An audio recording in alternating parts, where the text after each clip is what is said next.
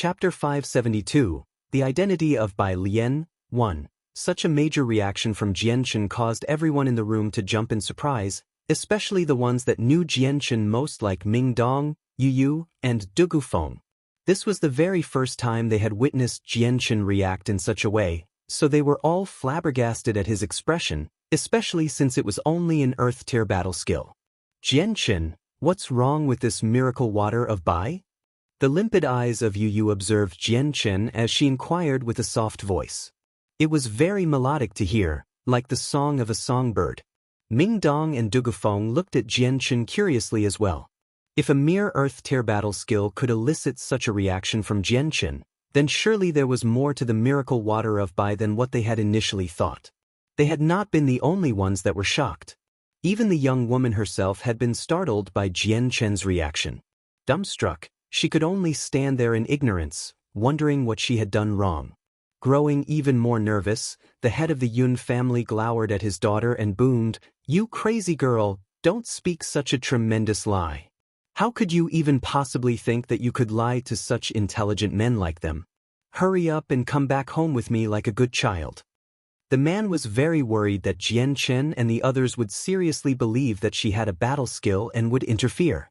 Therefore, he decided to go for broke and charged into the room to grab her. This was his final attempt at trying to take her away to suppress her secret. Du Gufeng did not stop the man from entering this time, allowing him to charge into the room without a problem. He tried to grab at the woman.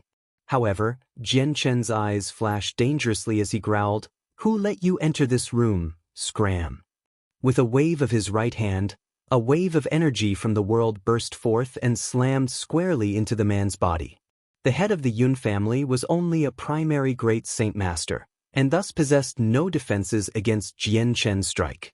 Without even being able to react, his body was thrown back from the tremendous strike and into the wall behind him. He had slammed so hard into the wall that there was a crater from where he smashed through it. A splurt of blood could be seen flying out from his mouth. Jianchen's control over the energy was exceptionally refined. He had only struck the head of the Yun family himself without any energy splashing over into the inn itself.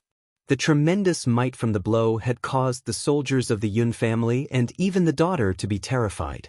Everyone could only whip their heads back to Jianchen with paling faces of terror. As a primary great saint master, someone like the head of the Yun family could only be considered as a mediocre person within Fengyang City. However, even he would be considered as one of the stronger mediocre people. Therefore, when a person like him was sent flying without resistance by a youth no older than 20-something, everyone could only look on in shock. With pointed eyes, Jianchen stared down the young woman and urged her on, "Do you really have the miracle water of Bai?" She didn't know why Jianchen was so concerned about the miracle water of Bai, but his strength had frightened her so much that she could only nod in silence. "Ming Dong, hand me a piece of parchment and a brush," he asked Ming Dong. "Right." Without delay, Ming Dong turned around to walk out and retrieve both items Jianchen had asked for from the innkeeper. Putting both parchment and brush onto a table, Jianchen told the woman, "Write down all that you know about the miracle water of Bai here." Hearing the non-negotiable order of Jianchen, the woman hesitated for only a moment before finally responding, "If I write this down, then will you agree to my request? Will you destroy the Yun family and kill the murderer of my mother?" "I promise." This time, Jianchen hadn't hesitated to answer. Having received Jianchen's promise, the young woman couldn't help but let out a sigh of relief. She knew that this would go against her mother's wishes when she was told to never give it to any outsider, but with the situation as it was, there had been no other choice. Quickly putting the brush to the parchment, the young woman had soon written down a complete battle skill for Jianchen. Taking the word-filled parchment into his hands, Jianchen began to look at the inner contents. The longer he read, the more thunderstruck he felt. The miracle water of Bai was not unknown to Jianchen since it was the battle skill that was handed down from generation to generation in the Bai family. Once, his uncle Bai Dao and mother Bai Yuntian had wanted to gift him the battle skill as well, but he was no longer capable of using Saint Force as a whole since he had lost his Saint weapon. Furthermore, he knew that this miracle water of Bai was separated into 3 stages. The first was a human tier, the second was an earth tier, and the third was a heaven tier. From what the woman had written down, it fully depicted the first and second stage of the miracle water of Bai. Word for word, it was a perfect match to what Bai Dao and his mother had once told him. This was far too much for Jianchen to believe. Slowly putting down the piece of paper, Jianchen looked at the young woman seriously. "Tell me, where did you learn of this miracle water of Bai?" "This was what my mother told me. Is there a problem with it?" She answered with a puzzled expression. "What was the name of your mother?"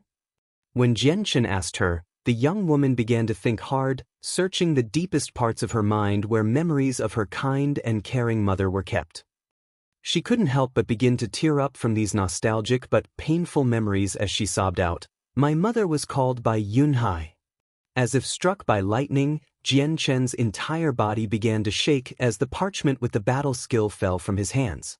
In disbelief, Jianchen looked at the young woman in despondence. "Bai Yunhai. Bai Yunhai. Your mother had the surname of Bai." Ming Dong and the others stared in confusion at Jianchen. They didn't know what had happened to the Bai family and didn't understand the relationship Jianchen had with them. Naturally, they wouldn't know why Jianchen would be so taken aback when he heard that the young woman's mother had the last name of Bai. "Brother, are you okay?" Ming Dong couldn't help but ask in concern. As Jianchen was his brother, the mood of Jianchen would influence him as well. Quashing down the surge of emotions that was assaulting his mind, Jianchen slowly shook his head. "I'm fine." With that, his eyes turned back to fixedly stare at the young woman. In this single moment, the expression in his eyes drastically changed. "What is your name?" Jianchen asked with a surprisingly warm and kind voice. "My name is Yun Lian," she replied. Her bright eyes stared curiously at Jianchen as if confused about the look Jianchen was giving her. She was a clever person and could sense the change in Jianchen's voice, but it confounded her on why it had happened in the first place. "Your mother has already died, correct?" Jianchen asked. Upon mention of her mother, Yun Lian's eyes began to well up with tears once more before giving a grieved nod of her head. Sighing, Jianchen replied, "So your mother never told you about the Bai family?" Yun Lian looked blankly at Jianchen before shaking her head. She had not a single iota of knowledge relating to the Bai family. "How did your mother die?" Jianchen asked one word at a time, with each pause growing even more cold than before. A furious glare emerged from Yun Lian's eyes as she tightly clenched her teeth. "My mother was beaten to death by the head of the Yun family. He is a beast in the shape of a man. For the sake of learning the miracle water of Bai from my mother, he tried to beat it out of her. But my mother was unwilling. Her body had already been weak, and after such an inhuman beating, she was unable to endure it anymore.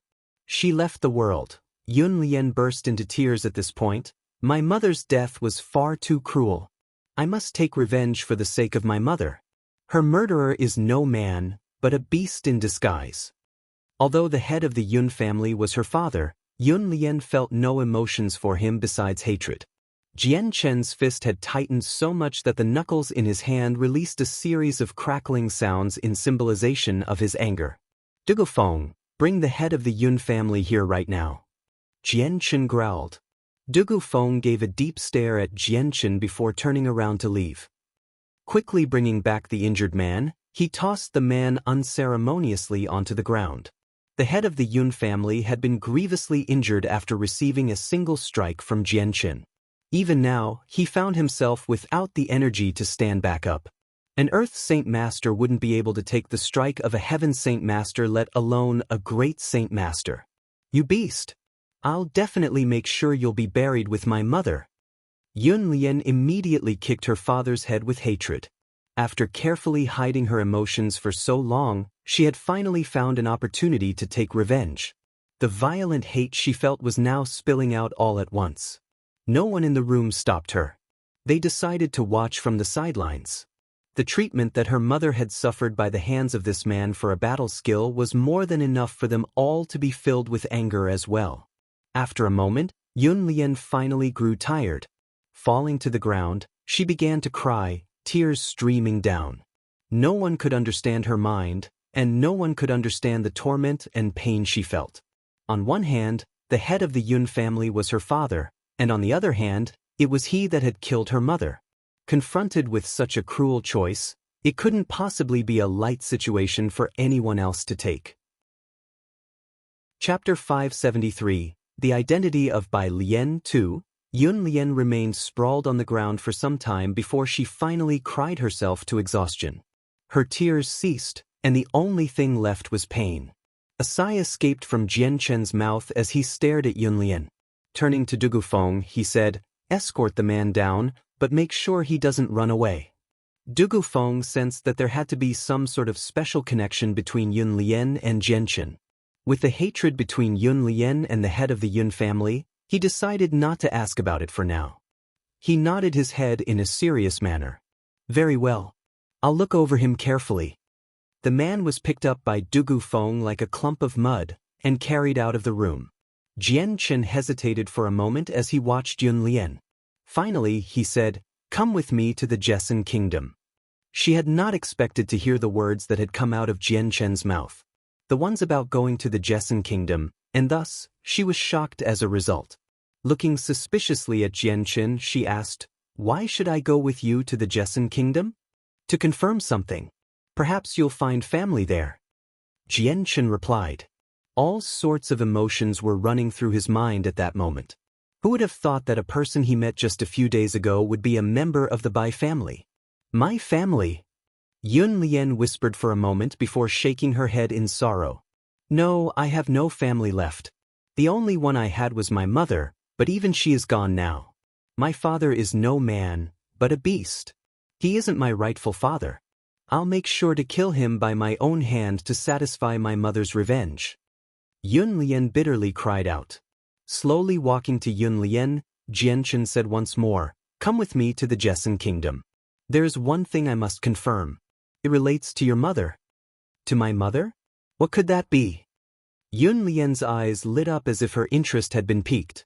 "I don't have the words to say it right now. Wait until you come to the Jessen kingdom, you will understand then." Jian Chen explained in a serious tone. She hesitated. This matter was surprisingly related to her mother, so she couldn't be indifferent to it. After a moment's hesitation, she finally nodded her head in agreement.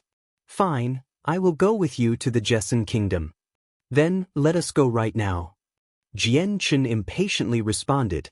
Turning to Ming Dong and the others, he said, "I will return to the Jessen kingdom first. Wait for me here until I get back. If anything happens, break this jade stone." With that, Jian Chen handed a piece of jade to Ming Dong.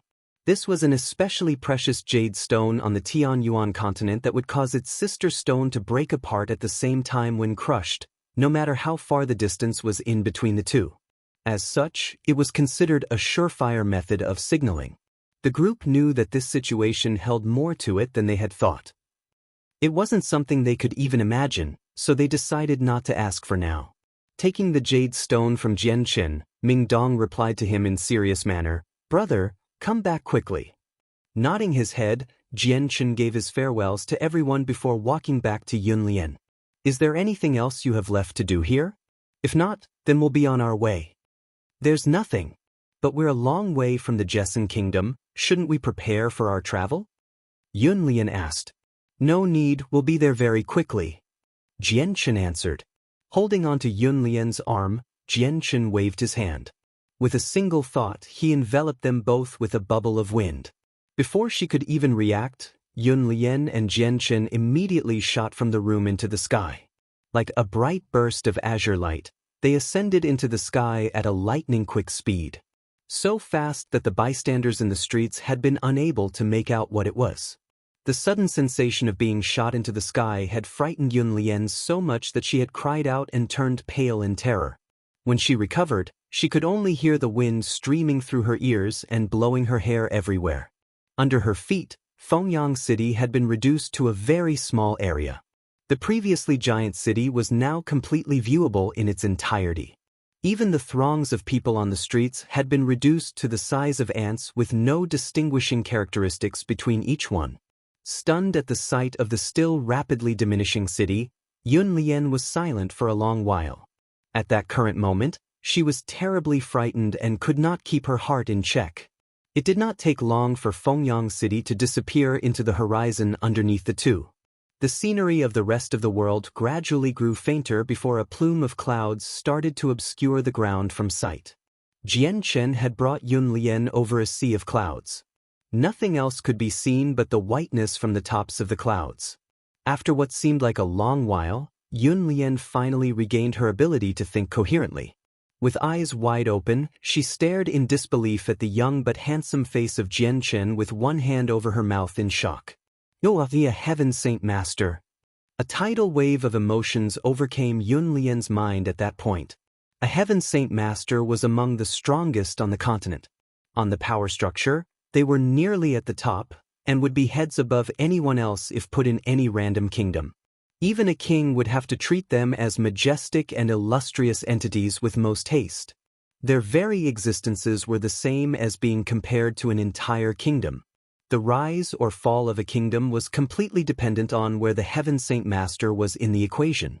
Yun Lian hadn't thought it was possible that the youth right next to her would actually be a Heaven Saint Master. In the eyes of a commoner, men like these were godlike. The Yun family was a small household, but as their treasured daughter, Yun Lian was gifted in her intelligence. She herself knew clearly what a Heaven Saint Master meant. As long as there was a Heaven Saint Master in place, then even a nobody clan would leap several rungs on that ladder to become one of the strongest powers in any kingdom. With a hand covering her wide-open mouth, she continued to stare at Jian Chen in mute silence. A Heaven Saint Master was indeed too much for her to take in at once. Seeing shocked expression on Yun Lian's face, Jian Chen couldn't help but reveal a small smile. He didn't bother to explain anything. He just continued to hurry on his way as if impatient to quickly arrive back at the Changyang clan to prove Yun Lian's identity. It took 6 hours before Jian Chen finally arrived at the Jessen Kingdom. Without even stopping, he rushed on toward Lore City. After a single hour, the two of them finally arrived outside of Lore City. From far away, plenty of tents could be seen set up away from the city walls. Above each tent was a banner with the Qin symbol emblazoned on it. After such a long travel time, Yun Lian had already regained some semblance of tranquility. Seeing the barracks over there, she asked out of curiosity, "Is that the army from the Qinhuang Kingdom?" "Correct. There is about 500,000 soldiers from the Qinhuang Kingdom. With the name of the Eastern deity swords, they are one of the strongest armies of the Qinhuang Kingdom." Jian Chen explained. "Then this city must be Lore City. The rumors are true then. The Qinhuang Kingdom and the Changyang clan have a connection between the two if the army is stationed here." Yun Lian muttered with admiration. The Qinhuang Kingdom was one of the 8 great powers on the continent, and with their support, the name of the Jessen Kingdom had been established as the dominant power over this area with no other equal. Continuing to fly into the city like a bright bullet made of azure light, the two of them entered Lore City before Yun Lian could even properly study it. In seconds, they finally touched down in front of a giant compound, the Changyang Manor. "Follow me in." Jian Chen released Yun Lian's shoulder and called out for her to follow him into the grounds. Surveying the compound, Yun Lian's eyes subconsciously hovered over the giant signboard on top of the gates where the 3 words, Changyang Manor, had been carved out in fancy calligraphy. At this sight, Yun Lian immediately turned pale. Although she had lived her entire life in Fengyang City, she was aware of the events that had occurred in the Jessen Kingdom. The matters relating to the Changyang clan were especially clear to her. The Changyang clan was once a rather low-profile clan within the Jessen Kingdom. After the war between the 4 kingdoms and the Jessen Kingdom, the might of the Changyang clan was brought forth for the whole world to see. Hence, they became well known as a result. Even after that, when the 10 Heaven Saint Masters from the Heavenly Eagle Kingdom attacked, they were forced back by the clan and had lost several of their members as a result. Such a battle had further increased the Changyang clan's name. They deserved to be recognized as the strongest in the Jessen Kingdom. Completely replacing the Huayan sect as the strongest power, not even the royal family could stop them. The extremely high status that the Changyang clan had obtained couldn't even be compared to the Yun family, who was insignificant in Fengyang City. They were ants in comparison to the 3 major clans in that city, but similarly, Those 3 clans would be insects in comparison to the Changyang clan, who was already heads above the royal family in might. Yun Lian had never expected to see herself stand outside the gates to the Changyang clan. This was a clan that she regarded favorably.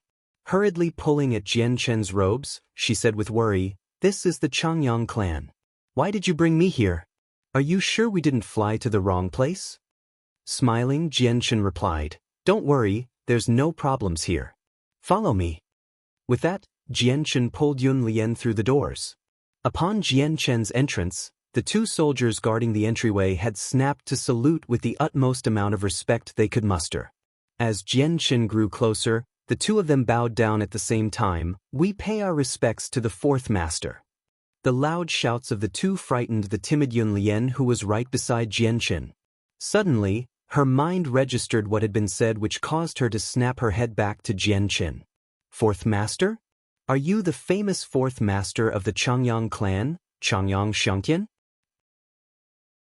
Chapter 574, The Identity of Bai Lian, 3. Yun Lian stared at Jian Chen with wide-open eyes of shock. Changyang Xiangtian, the 4th Master of the Changyang clan, was a name that practically everybody in this region had heard about. He was an idol that practically every youth worshipped and strived to be. Not only was he a heaven saint master, he was also the imperial protector of the Jessen kingdom.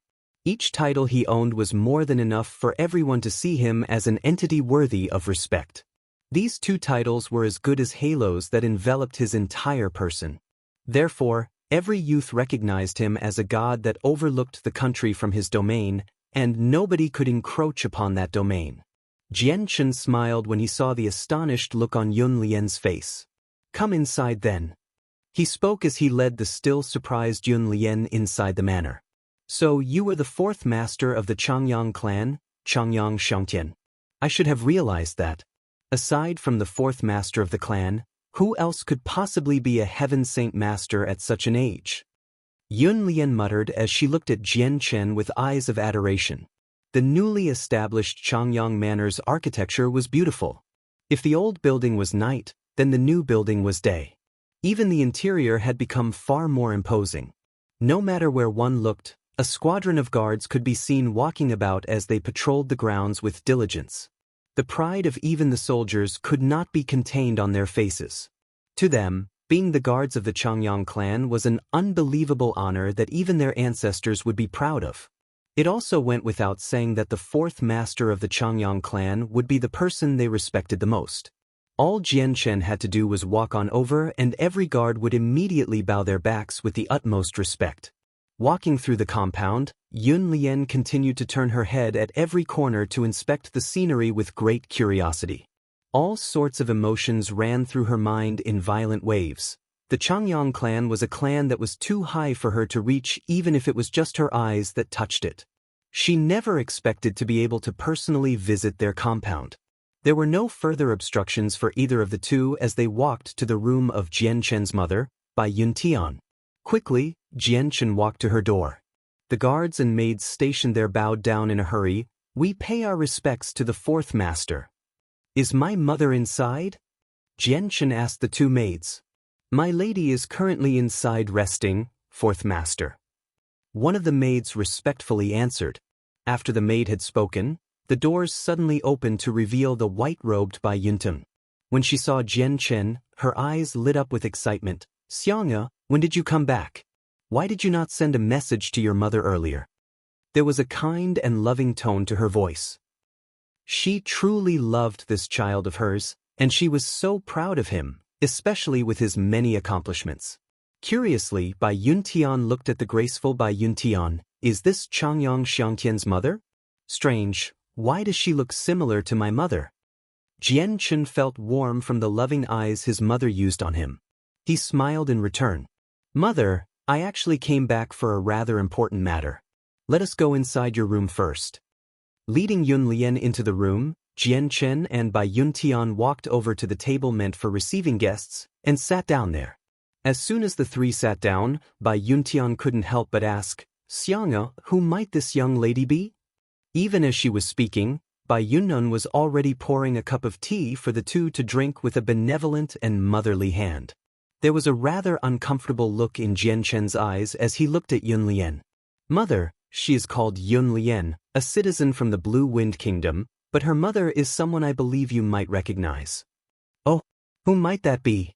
I have always lived within the Changyang Manor since my marriage. There aren't many that I know. Bai Yun Tian gently laughed. Jian Chen hesitated for a brief moment before attentively looking back to his mother. Mother, do you happen to know a person named Bai Yunhai? Clatter! As soon as that name was mentioned, the teapot in Bai Yuntian's hand fell to the table. It spilled the tea water inside all over the table. Not even taking notice of the fact that her clothes were slowly getting wet from the tea water, Bai Yun Tian stared at Jian Chen with piercing eyes. She questioned with a quavering voice, "What did you say? Xiang, have you seen my younger sister Yunhai? Is she still alive? Where is she?" Bai Yuntian's voice grew more and more frantic. Seeing such a large reaction from her, Jian Chen was able to confirm the guess in his mind. Yun Lian's mother was indeed a member of the Bai family. It would also appear that the relationship between her and his mother was extremely close. Yun Lian clearly heard each and every word from Bai Yun Tian, but the meaning behind her words knocked her for a loop. From the very start, she couldn't possibly guess just what sort of relationship there was between her mother and the Changyang clan. A mental sigh escaped from Jian Chen. He knew that Bai Yun Tian would feel anguished when she learned that Bai Yunhai had already passed on. Mother, Yun Lian is Bai Yunhai's daughter. She is also in possession of our Bai family's miracle water of Bai. Jian Chen explained in serious tone. Bai Yuntian's eyes honed in on Yun Lian as if to study the details of her face. Slowly walking up to her, Bai Yun Tian tenderly took hold of Yun Lian's hands. She softly said, "So you were the daughter of my younger sister." "Yes, you look quite similar to her when she was young. Liana, tell your aunt quickly. Where is your mother? Has she been well?" The words, aunt, felt very foreign to Yun Lian, and her mind went blank as a result. The fourth lady of the Changyang clan and the mother of Changyan Xiangtian was her aunt? This sudden development had caused her to stiffen up into silence, unable to speak. Bai Yun Tian looked at Yun Lian with a gentle and warm light as if she was regaling her like she was her own daughter. "Diana, tell your auntie. Where is your mother? Is she doing well?" She asked once more, tears springing forth from her eyes. As soon as she heard mention of her mother, Yun Lian couldn't stop the stinging tears of pain from welling up in her eyes. As they streamed down her cheeks, she let out a whimper. "My mother has already passed on." The expression on Bai Yuntian's face immediately froze in disbelief. Momentarily losing her voice, she stuttered, "What?" "Yunhai's, she." Bai Yuntian's feet gave way to her body, causing her to stagger and fall. "Mother, careful." Jian Chen cried out in alarm before quickly moving to his mother's side. Gingerly supporting Bai Yun Tian back to her stool, he looked on in concern at his mother's pained face. He tried to console her. "Mother, please don't feel too hurt, this matter happened a long time ago." Tears of grief sprang from her eyes like a fountain. Bai Yun Tian's previous elation had instantaneously turned into anguish as she sobbed. "Diana, tell your auntie. How did your mother die?" Yun Lian recalled the whole story for Bai Yun Tian to hear. When she heard how Bai Yunhai had been beaten to death by the head of the Yun family for the battle skill, Bai Yun Tian became even more grieved. She couldn't help but bitterly cry. "Yunhai, my sister, your death was a wretched one. Blame your useless older sister. If I had known earlier, then you wouldn't have had to suffer such misery." Bai Yun Tian wailed in anguish. "Auntie, did you know my mother?" Yun Lian managed to ask a question through her tears. "Lianer, your mother was my favorite sister. We were from the same Bai family, and that means your grandfather and my father were one in the same. But ever since the calamity that befell our Bai family, many of our relatives have been killed off. Even your grandfather was killed. All that was left was my elder brother and I. The two of us had thought that we were the only ones left. Never did I imagine that Yunhai managed to escape as well. It is to my regret that I learned about this too late. Otherwise I would never have let Yunhai suffer so much." Bai Yun Tian could only feel regret when she thought about how Yun Lian's mother had been beaten to death. She couldn't possibly imagine just how much her younger sister had suffered under the hands of someone so inhumane. Sister Yunhai has suffered for far too long. I will make sure that her vengeance will be served by killing that beast of a man. Bai Yuntian's eyes radiated a furious light as she angrily spoke. Then does that mean you're really my aunt? Yun Lian's teary eyes looked to Bai Yuntian. Bai Yuntian nodded her head. Lianer, I am your aunt, and Changyang Xiangtian is your older cousin. Yun Lian's entire person froze up at that declaration as she registered Bai Yuntian's words. For a small moment, she couldn't believe her ears. The fourth lady of the Changyang clan was her aunt, and the imperial protector of the Jessen kingdom and the fourth master of the Changyang clan, Changyang Xiangtian, was her older cousin. This situation was totally unbelievable in the mind of Yun Lian. She had completely worshipped geniuses like Changyang Xiangtian, and now that figure was her cousin? Even Jianchen felt rather stunned from where he was. Looking blankly at Yun Lian, he found it hard to remain calm. Not once did he ever imagine that the young miss of the Yun family back in Fengyang City would be his younger cousin. Chapter 575. A new family member. The sudden introduction of a younger cousin made Jianchen feel quite complex. He wasn't sure if he was happy or worried. Yet, Jianchen felt like rejoicing over his decision to not drive out Yun Lian from his room in the inn. If he had, then Yun Lian would have definitely suffered at the hands of her father, who would have done all that he could to extract the battle skill from her. If he was willing to treat his wife that way, he would treat his daughter in a similar fashion. The Yun family was a small one after all, and an earth-tier battle skill was far too important. Yun Lian's mother had most likely wanted no pressure to befall her daughter, so she had never told her a single thing about the Bai family. Until Yun Lian had met Jianchen, she had never known the true identity of her mother. The demise of Bai Yunhai had given Bai Yuntian a tremendous amount of grief, but the fact that her daughter was still alive gave her some solace. Her treatment of Yun Lian would be the same as if she was taking care of her own son. Although Yun Lian was not her own flesh and blood, Bai Yuntian would treat her as if she was with all the love and care she possessed. Afterward, Bai Yuntian slowly started to explain the history of the Bai family to Yun Lian so that she could understand why her mother had never told her anything about her past. What Yun Lian couldn't believe was that her deceased mother was once the direct descendant of a powerful family. The three of them remained within the room for more than 2 hours, giving them all plenty of time to recover from any residual grief. Xiang'a, treat her as you would your sister. With your power, you must ensure that you protect her. Don't let your cousin suffer any more. She has already suffered enough. Bai Yuntian made a request to Jianchen. Jianchen nodded with a serious but honest expression as he pledged, "Mother, don't you worry. I will definitely protect Yun Lian.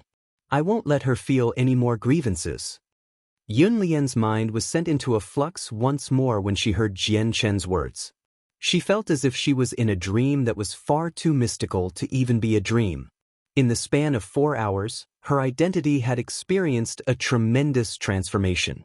This to her was something that she had a hard time stomaching. The imperial protector of the Jessen kingdom, Changyang Xiangtian, was the person she had regarded the most. However, he was a figure she could only look at and not touch. Now, he was suddenly her older cousin, and he had even pledged to protect her from any harm or sorrow. Yun Lian really felt as if she had suddenly been transported into a dream world. Softly pulling at Yun Lian's hand, Bai Yuntian said, "Liano, your father treated your mother and you inhumanely. Forsake your last name of Yun and return to your roots as a member of Bai. Starting from today, you should take on the surname of Bai. Call yourself Bai Lian. You will be a member of the Changyang clan and will have nothing more to do with the Yun family." Hesitating for the longest time, Yun Lian finally nodded her head before replying meekly, "Auntie, I understand. But wouldn't the other members of the Changyang clan see me as an outsider?" There was concern on her face. A faint smile appeared on Bai Yuntian's face. Good, you will now go by the name Bai Lian. Lianer, you needn't worry about a thing. With your cousin, no one will dare bully you. You don't even need to worry about the other members from the Changyang clan. From the outside, it would seem that the power of the clan resides within the master of the household or the abdicated elders. In reality, It is your cousin that holds all of the power. Not a single person would dare ignore his words. Even the king of the Jessen kingdom is no exception. Once more, Bai Lian felt shocked at Bai Yuntian's words before turning to Jianqin. She knew that Jianqin held supreme status within the Jessen kingdom, but she didn't think that his status would be the same within the clan itself, especially if he reigned over the family head and the elders. Pulling Bai Lian up, Bai Yuntian said, "Liano, it's getting late. Why don't we go eat a meal? I can introduce you to my husband and Chang Bai. Given some time, your auntie will take you to the imperial palace to see your uncle. Your uncle works as the captain commander of the imperial palace, so unless there is something important, he won't come to visit." Hearing that her uncle was the captain commander of the Jessen kingdom, Bai Lian could really cement the fact that in a short few hours, her status had made a world-turning change. Being the golden daughter to the Yun family couldn't even compare. Yet, this change had been too sudden. She found it hard to react. If my mother had known that auntie was alive and well, then perhaps she wouldn't have died. Bai Lian thought to herself. Afterward, Jianqin and his mother led Bai Lian to the dining halls for a meal. At the table, Bai Lian came across the family head and his other wives. Bai Yuntian revealed Bai Lian's identity to them, but she had not go in depth with the matters relating to the Bai family. She only revealed that Bai Lian was the daughter of her long-lost sister. Everyone was receptive to Bai Lian without a single objection. Everything was all due to the outstanding son of Bai Yuntian after all. The meal was exuberantly cheerful, and Changyang Ba, Ling Long, and Yu Fengyan treated Bai Lian very amiably. The only one that acted unnaturally was third aunt Bai Yushuang. The third aunt was someone that Jianqin didn't even feel like greeting nowadays. Since his childhood, she had always objected to him and fought him over everything. When he had just returned to the Changyang clan, the third aunt had exploded to the point of being unable to stand him. If not for the fact that she was his aunt, Jianqin wouldn't have forgiven her. After the meal, Bai Yuntian led Bai Lian to her very own room while Jianqin walked by himself to his own building in the compound to rest. Night quickly gave way to day. In the morning, Jianqin said his farewells to Changyang Ba before taking Bai Yuntian and Bai Lian into the air. They headed away from the manor toward the Blue Wind Kingdom. Bai Yuntian harbored a very deep hatred for the one that had killed her younger sister. Without listening to anyone, she wanted Jianqin to bring her to the Blue Wind Kingdom, so she take revenge. Unable to compromise, Jianqin could only look helplessly from the side before agreeing to take her to the Blue Wind Kingdom. After several hours of flight, Jianqin returned to the same inn in Fengyang City. At that moment, Ming Dong, Yu Yu, Tai Ta, and Dugu Feng were all stepping out from the inn. When they saw that Jianqin had quickly returned, they were excited to see him.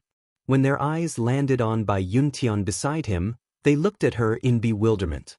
"Ah, mother-in-law, what brings you here?" Yu Yu asked the white-robed but graceful Bai Yuntian a question from her surprise.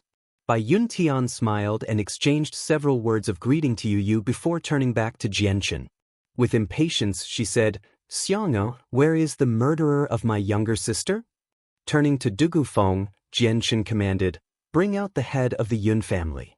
Soon enough, the thin and sallow figure of the head of the Yun family was brought out by Dugu Feng. When she saw the killer of her sister, Bai Yuntian was unable to maintain her composure. Thus, she immediately started to kick at the man with fury. "You immoral beast! Sister Yunhai was undoubtedly a treasure to behold by you, yet you failed to cherish the treasure that was my sister. Even worse, you beat her to death? I will make you pay for that crime with your life." Bai Yuntian wailed in anguish as she furiously beat the man. When she thought back to her closest younger sister Shi and how she had been killed by this man, she could only feel anguish. Bai Yuntian's actions caused Ming Dong, Yu Yu, Dugu Feng, and Tai Ta to look on with wide eyes and open mouths. Absolutely bewildered, they could only stare at her and then at each other, but not a single one of them knew what to do or say. The still mourning Yun Lian was unable to stop herself as well. With both feet, she continued to kick at the head of her father while crying incessantly. "Stop! Lianer, I am your father. I may have done wrong with your mother, but you cannot treat me this way. I am your father, your family. Your father has done wrong, Your father wishes to apologize. Please forgive your father. If you don't give your father the antidote, your father will die from this poison." He cried out with his head on the ground. With his body extremely battered and the poison having already taken root, he had lost the most basic of motor functions in his body. The only way he would survive now would be if his daughter gave him the antidote. "You aren't fit to be my father. I don't have a father that is as cruel as you. From here on out, I forsake the last name of Yun and will take on the surname Bai."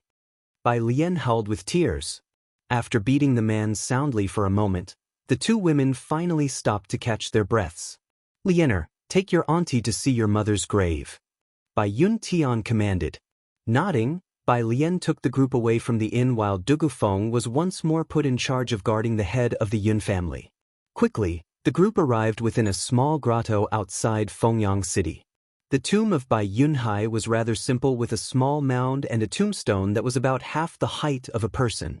The words on the tombstone had been inscribed with, "The grave of Bai Yunhai." Seeing the simple and crude tombstone of Bai Yunhai, Bai Yuntian's eyes couldn't help but begin to flow with tears once more. Slowly kneeling down by the grave, she gingerly touched the dusty tombstone as if it was the face of her sister and not cold hard stone. Chapter 576. Carrying the coffin into the city, Bai Yun Tian knelt down by Bai Yunhai's grave and tenderly touched the ice-cold gravestone. Droplets of tears flowed from her eyes as she revealed a sorrowful expression.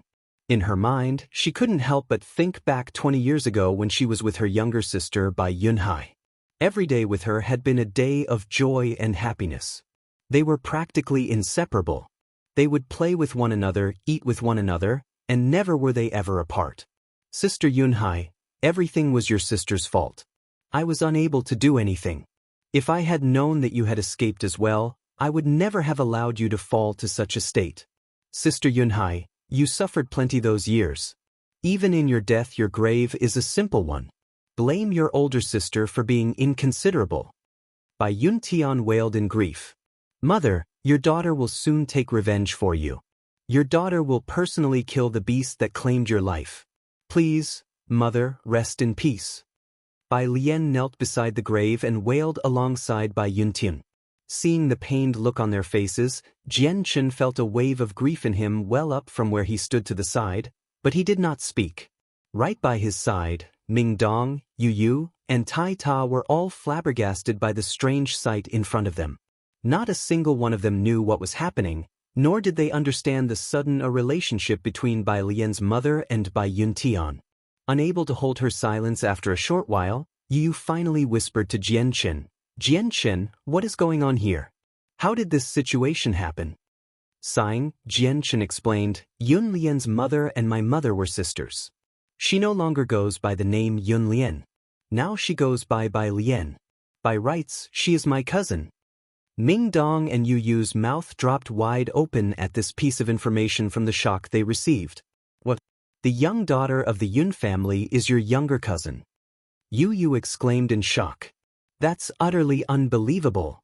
Ming Dong cried out as well before looking back to Bai Lian, who was crying by the grave. He never imagined that the golden daughter that had barged into their room 2 days ago would actually be Jian Chen's cousin. Jian Chen watched his mother cry in grief for a small moment longer before finally walking up to console her. "Mother, please don't feel sad. The dead cannot come back to life, and Auntie Yunhai passed away years ago." Wiping her tears away, Bai Yun Tian gave a small sob. "Sister Yunhai, you must have felt alone resting in this place by yourself for so many years. Worry not, my sister. Now that I have finally found you, there is no way I won't bring you back to Changyang Manor. I will be with you daily. You won't be lonely anymore." Moving to the back of the gravestone, Bai Yun Tian gently hugged the stone and let her tears drop onto the tough earth below. After years and years of weathering the wind, rain, and harsh sunlight, the soil had grown dry and rigid. After several attempts to dig out the soil with her tender fingers, Bai Yuntian's fingers had chafed up and started to bleed. However, she did not seem to notice nor care. The pain that she felt in her fingers was incomparable to the pain she felt in her heart, so with all of her energy, she dug at the gravestone. With thoughts of bringing the grave of her sister away from here. Such a sight hurt Jianchen tremendously. Hurriedly grabbing hold of his mother's arm, he pleaded with her, "Mother, don't be like this, stop. Let your son do this, please rest for now." Bai Yuntan shook her head, "No. I must save my sister myself. I will take my sister Yunhai back to Changyang Manor with my own 2 hands." Digging with all her might, her previously jade-like fingers were covered with both dirt and blood. The ground had become stained with her blood. "Mother, please let your son help you." If he could not stop her, then Jianchen would have to follow his mother's plan and take part himself. Moving to dig out the grave half as tall as he was, Jianchen tried his best to alleviate his mother's pains as much as possible. Bai Lian quickly joined the 2 of them next to the grave. Together, the 3 dug at the grave with only their hands. "Mother, your daughter has done you wrong by letting you rest alone in this desolate wasteland for so many years. Mom, you'll have a new home and family soon. Your daughter will follow you there. You won't be alone anymore. Allow me to help you, Auntie." Yu was moved by such a display. Holding back her tears, she knelt in front of the grave and began to use her tender, white hands to dig at the dirt. Ming Dong displayed a complicated look on his face as he watched. Without a word, he followed Yu's example to kneel by the grave, and used his own fingers to dig into the dirt to excavate the tomb underneath. In the end, even Tai Ta joined their attempt. Under the orderly movements of everyone, the grave was quickly excavated. Just 2 meters beneath the earth was a single dark coffin. "Mother!" Seeing this coffin, Bai Lian's sorrows and pains exploded all at once in the form of a single pain-filled howl. If not for Jianchen stopping her, she would have most likely jumped down to hold the coffin. Jianchen's heart was full of sorrow at the sight of this muddy coffin. Letting out a mental sigh to himself, he slowly levitated the coffin out of the ground by using the energy of the world. He carefully set it down on the open ground. Nearing the coffin, Bai Yuntian's bloody hands gently wiped off the dirt on the coffin as if she was carefully polishing a priceless jewel. "Sister Yunhai, 20 years have passed by so fast. Do you still recognize me? It's me, your older sister Yuntian." Bai Yuntian muttered, "Yunhai, come home with your sister. I'll be by your side daily. You won't be lonely anymore, okay?" Bai Lian half collapsed onto the coffin with tears flowing from her eyes in an endless stream. So heavy were her tears that her eyes had already grown red from crying too much. "Mother, Bai Lian, we should hurry the coffin back to the city. After spending so many years buried in this wasteland, I am sure Auntie is fed up with this place." Jianchen consoled them. This time, there was no opposition from Bai Yuntian and Bai Lian. They both agreed with Jianchen's suggestion. Under Jianchen's actions, he carried the coffin and left the area. Holding the coffin, Jianchen re-entered Fengyang City under the eyes of countless of bystanders. They stared at him in complete flummox at this queer sight. "Do you think that guy has an illness or something? Look at all that dirt, I bet he just dug it from the ground. Is he planning on entering the city with that? Doesn't he know that it's forbidden to do that? He doesn't know the rules at all, I bet. Let's watch and see if the guards stop him." Countless of soldiers and mercenaries pointed and jeered in Jianchen's direction as they ridiculed him. With the coffin on his shoulder, Jianchen quickly strode forward to enter the city. One of the soldiers immediately came up to stop Jianchen. Seeing that Jianchen was carrying a coffin, the soldier took him to be a vagabond that couldn't possibly have any money, and decided that there would be no need to be civil with him. With a high and mighty voice, he said, "Stop right there. Our Fengyang city has disallowed any coffin from entering the city. If you wish to enter the city, get lost." Before he could even finish speaking, Jianchen had already let out a loud command before kicking the soldier square in the chest to send the soldier flying. "There's a troublemaker. Arrest him." As if a nest of a hornet had been poked, a multitude of soldiers came flying out with their weapons raised. On top of the city walls, several soldiers had prepared their crossbows to fire at Jianchen. Jianchen's mood had been soured by today's events, and with the annoying buzz of the soldiers, he felt his killing intent rise. With so many soldiers charging at him, Jianchen's eyes let out an icy glare before his killing intent billowed out from his body, dropping the surrounding temperature down several degrees. Anyone close to him immediately felt as if they had been plunged into icy cold water, stopping them dead in their tracks. On the city walls, the captain of the city guards muttered to himself, "Dearie me. With the heads of the 3 major clans dead, our Fengyang city has lost a terrible amount of military might. Our city lord is the only Earth Saint Master left as a result from those obscenely strong youngsters back at the auction house. In age, they are younger than me, but in power, they are incomparably stronger than me. One of them is even a 6th cycle Earth Saint Master. They will become a Heaven Saint Master any day now. How inconceivable! How very inconceivable! I wonder which family they belong to." The commander's eyes reflected an envious look. At the same time, the killing intent coming from Jianchen had immediately shaken the commander from his thoughts. Sensing the tremendous amount of killing intent, the commander turned pale with fright.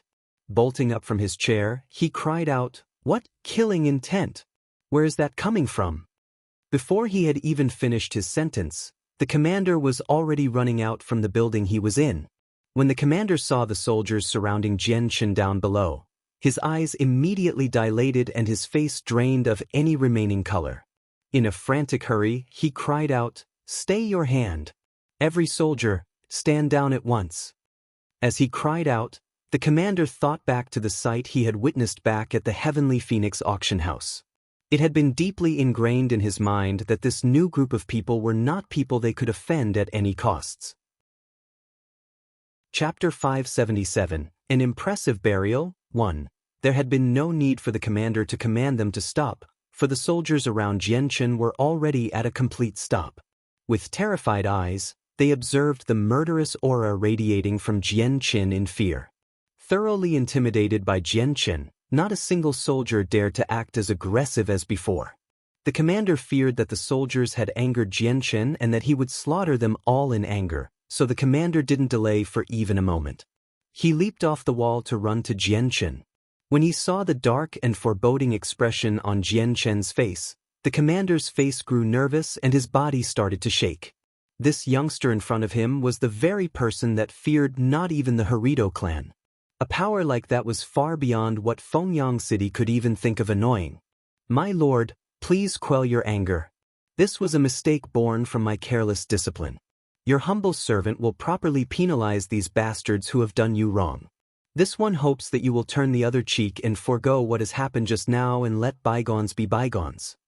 The commander hurriedly asked Jianchen for forgiveness with an enchanting smile and a respectful salute. He was afraid that this small offense would cause another calamity to befall Fengyang City. The commander carefully observed Jianchen's face before he hurriedly turned around to look at the soldiers around them. He would definitely not be as respectful to these soldiers as he was to Jianchen. His face darkened as he let a voice filled with a superior boom from his mouth, "You sightless bastards! How dare you act so rudely against the Lord here? Are you tired of living? Who was the idiot to stand up against this Lord here? Stand front and center to beg for forgiveness at once." There was a slight shuffle of hesitation within the soldiers before finally a pale-faced soldier came stumbling out from behind the group. There was a clear footprint on his chest, marking him as the soldier Jianchen had first kicked. Striding over to the soldier, he slammed his foot into the butt of the soldier and began to scold him, "Hurry up and beg forgiveness from the Lord." The commander had kicked him so hard that the soldier fell flat onto the ground next to Jianchen's feet. There was no anger in the soldier's face at all, only complete and utter fear. He was fully aware of the fact that he had angered the worst person possible. "My lord, this lowly soldier has done wrong. This lowly soldier with no eyes has erred and wasted the precious time of my lord. My lord, please be generous and spare the life of your subordinate." The soldier lamented pitifully right in front of Jianchen. Right now in the man's mind, his regret had been so huge that his intestines had gone green. With a heavy and dark expression, Jianchen's eyes frostily glared at the soldier in front of him. The series of events that had happened today had already caused his heart to feel down, causing his temperament to be crabbier. When the soldier had stopped him from carrying the coffin of his Aunt Yunhai into the city, Jianchen had truly been ready to kill. If not for the timely apology from the commander, there would have most likely been a bloodbath in front of the city gates. By this time, Yu had moved to Jian Chen's side and held his left arm. Jian Chen let it go. There's no need to waste time on such small matters. As a result of Yu Yu's words, the murderous aura around Jian Chen's body slowly ebbed away. Still staring icily at the soldier kneeling in front of him, he yelled, "Scram!" Seeing that the situation had stabilized, the commander was able to let out the long breath of air he was holding mentally. Grabbing the clothes of the soldier and tossing him to the side, he cried out in anger, "Hurry up and move out of the way. Don't block the Lord's path." A smile then greeted his face as he spoke to Jian Chen with a cordial tone. "My lord, if you would, please enter the city. This one won't hold up any more of your precious time. Please, have a nice trip." Despite Fengyang City decreeing that carrying unlucky items such as coffins were forbidden, Jian Chen's entrance brokered no attempt from the commander to stop him. On the contrary, the commander had welcomed him in with the utmost respect as if he was afraid of offending him. Without another word, Jian Chen heaved the coffin with Bai Yunhai into the city. With a heavy expression behind him, Bai Yuntian, Yu Yu, Ming Dong, Tai Ta, and Bai Lian followed. After they entered the city, the area near the city gates finally resumed its normal schedule. There had been plenty of people who had stopped as a result of the exchange, but not a single one of them spoke after the series of events that had transpired.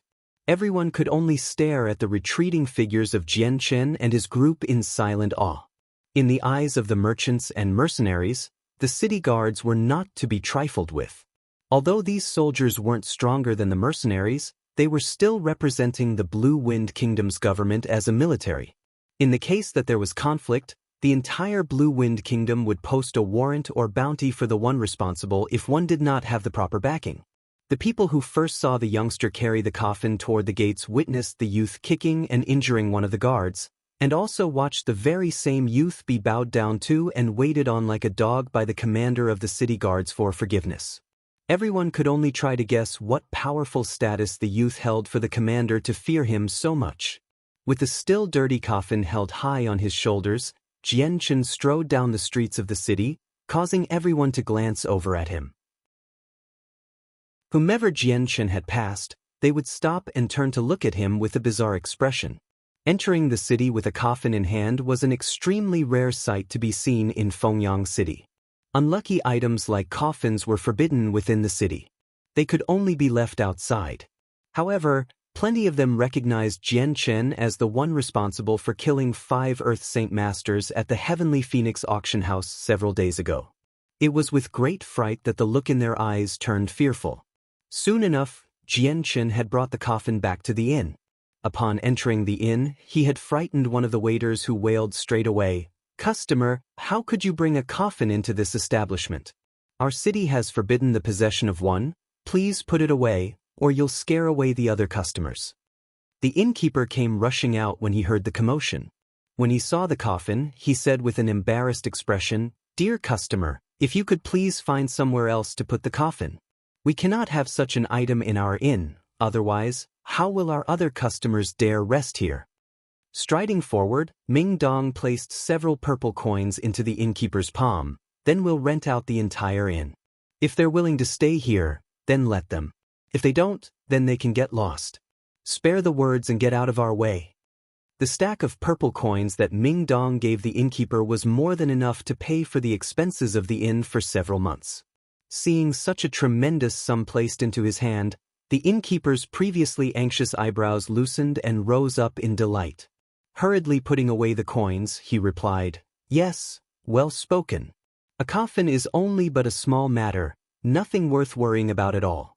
Dear guests, if you would please, come in." When Jian Chen and the others disappeared up the stairwell, the innkeeper clasped the purple coins with both hands in utmost delight. How generous those lords are! These purple coins are far more than enough for this inn to operate for months. A windfall this was definitely a profit for us. Some of the mercenaries who had been eating off by the side chose that time to speak up. "Innkeeper, the word fear doesn't exist in your dictionary, does it? Do you even know who those people who gave you money are?" "Of course I know. They have to be the young lords of some well-off family. Where else would they have so much money? The innkeeper laughed in response. Here, let me tell you. Those youngsters were the ones that killed the Earth Saint Masters of the 3 clans to this city. Even the 2 Earth Saint Masters from the Harito clan were killed off by them. The mercenary explained. Straight away, the innkeeper's face had drained of its color. What? They're the ones that killed the 3 heads? The same mercenary nodded in confirmation. Correct. The youth that gave you that stack of coins was an Earth Saint Master who is only a step away from becoming a Heaven Saint Master. The shopkeeper's knees buckled from the realization. Falling to the floor in apparent weakness, he muttered despondently, Dear heavens, I took their money and even had the gall to tell them to put their items elsewhere. I must be tired of living. Jian Chen and the others only stayed in that inn for another day before a whole platoon of soldiers and their Class 4 magical beast mounts came riding into Fengyang City. There were a total of 50 of them, and they all wore black armor. When the city soldiers saw the Class 4 magical beasts, they didn't dare stop them. Without even questioning them, the city soldiers opened up the gates to let them into the city. The group of 50 stampeded through the streets of Fengyang City before finally coming to a stop right outside the inn. Dismounting, they all strode into the inn and headed straight to Jian Chen's room. We pay our respects to the Imperial Protector. The soldiers bent down in salute as they greeted Jian Chen. Jian Chen's eyes swept over the black-armored soldiers and then to the one leading the troop. Qin Wujin, you arrived quickly, I see. If it is the command of the honored Imperial Protector, then your servant would not dare hesitate to command my soldiers here at once. The armored man replied. He was one of the commanders from the Qin Huang Kingdom, Qin Wujin. Prepare a carriage and make the arrangements to transfer my auntie's coffin back to the Jessen Kingdom. Jian Chen instructed.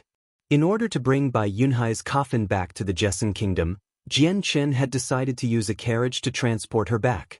It would serve as a way to honor Bai Yunhai, and it would be the proper way to transport her back home.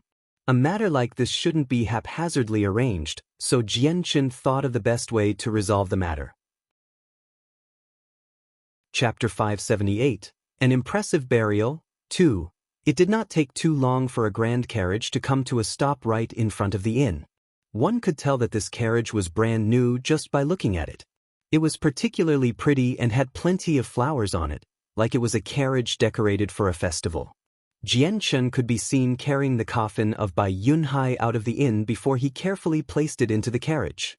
The carriage had previously been rented with a single Class 1 magical beast, but the beast had quickly been replaced with 9 Class 4 magical beasts. That had been a major change for the inhabitants of Fengyang City at the very least. They had never heard of anyone using a Class 4 magical beast as a mount before. After everything was finished, the group wasted no more time staying within the city. They slowly urged the carriage out from the city. Many of them chose to walk, but at least 50 of the Eastern Deity Sword soldiers remained seated on top of their Class 4 magical beast mounts. Like loyal guards, they protected the carriage from both sides as it traveled down the roads, amid the people who talked about them. Such a gathering was unprecedented within Fengyang City. Even the merchants and mercenaries that had been to plenty of cities felt stunned. Quickly moving out of the way when the carriage drew near, they all clearly saw the Class 4 magical beasts. The people that owned them were definitely not people they could afford to mess with. The carriage and the men guarding it left Fengyang City in a hurry, and now with a complete troop formation ready to pull the carriage, they traveled even faster. In a decent amount of time, the carriage arrived back within Jessen Kingdom. Jian Chen had not forgotten about the head of the Yun family. He had a squadron of soldiers look after him from behind the carriage. This short journey had taken roughly 7 days before they arrived back at Lore City within the Jessen Kingdom. These 7 days had not been much to Jian Chen, Ming Dong, or the other soldiers, but for Bai Lian and Bai Yuntian, who were not used to traveling long distances, their faces had grown sagged and weary halfway through the journey. Even after returning home, Bai Yuntian disregarded her weary body and sought out the assistant housekeeper of the Changyang clan to arrange Bai Yunhai's funeral. When he had heard the news, the assistant housekeeper looked hesitant. "Fourth lady, having a funeral for an outsider shortly after our Changyang clan was refurbished would be a little inappropriate. The elders of the clan will most likely not agree to such a thing." Bai Yuntian's face grew dark as she said, "What outsider? This is my sister. Assistant housekeeper Sue, you will make the arrangements at once." The man found himself stuck between a rock and a hard place. The Changyang clan was not some sort of two-bit clan. They were a clan of nobles within the Joseon kingdom. Having a funeral for an outsider was something the assistant housekeeper found inappropriate. "Did you hear what my mother said? What is so inappropriate about burying my auntie here? Hurry up and make the preparations." Jian Chen suddenly came toward them, giving the man a sharp glare. After being hit by the angry eyes of Jian Chen, the assistant housekeeper began to tremble. "Yes. 1,000 pardons, fourth master. This servant will make the preparations right away." When Jian Chen had spoke up, the man didn't dare to speak back to him. Jian Chen held the highest position within the Changyang clan, and the man was more than aware of it. The honor and glory that the Changyang clan had obtained was solely due to Jian Chen's contributions. When Jian Chen spoke, not a single person, not even the elders of the clan, would dare speak a word that would conflict with his own. Under the management of the assistant housekeeper, the imperial guards and servants of the clan immediately moved into action to prepare for a funeral and the necessary arrangements. In the end, it had been Chang Wuji himself that came forward to give advice to the others. Under the combined efforts of hundreds, it had taken half a day before everything was complete. Bai Yunhai's coffin had fresh flowers arranged all around it. Bai Yuntian had hung a scroll with her sister's likeness on it from the memories of years ago. From the image, Bai Yunhai looked to be a very regal person, and one could see the very close similarities between she and Bai Yuntian because of the vividness of the image. The only defect in the image was on the face of Bai Yunhai. There was a rather malicious scar. After everything was done, a ceremonious burial project began. The rest of Lore City found the burial ceremony rather strange and confusing since it was arranged during a prosperous time for the Changyang clan. At the same time, it caused a ripple of gossip to resonate across Lore City. In a flash, the head of the other 3 major clans of Lore City came to visit and inquire what in the world had happened. At the same time, several of the smaller factions came by as well to express their sympathies.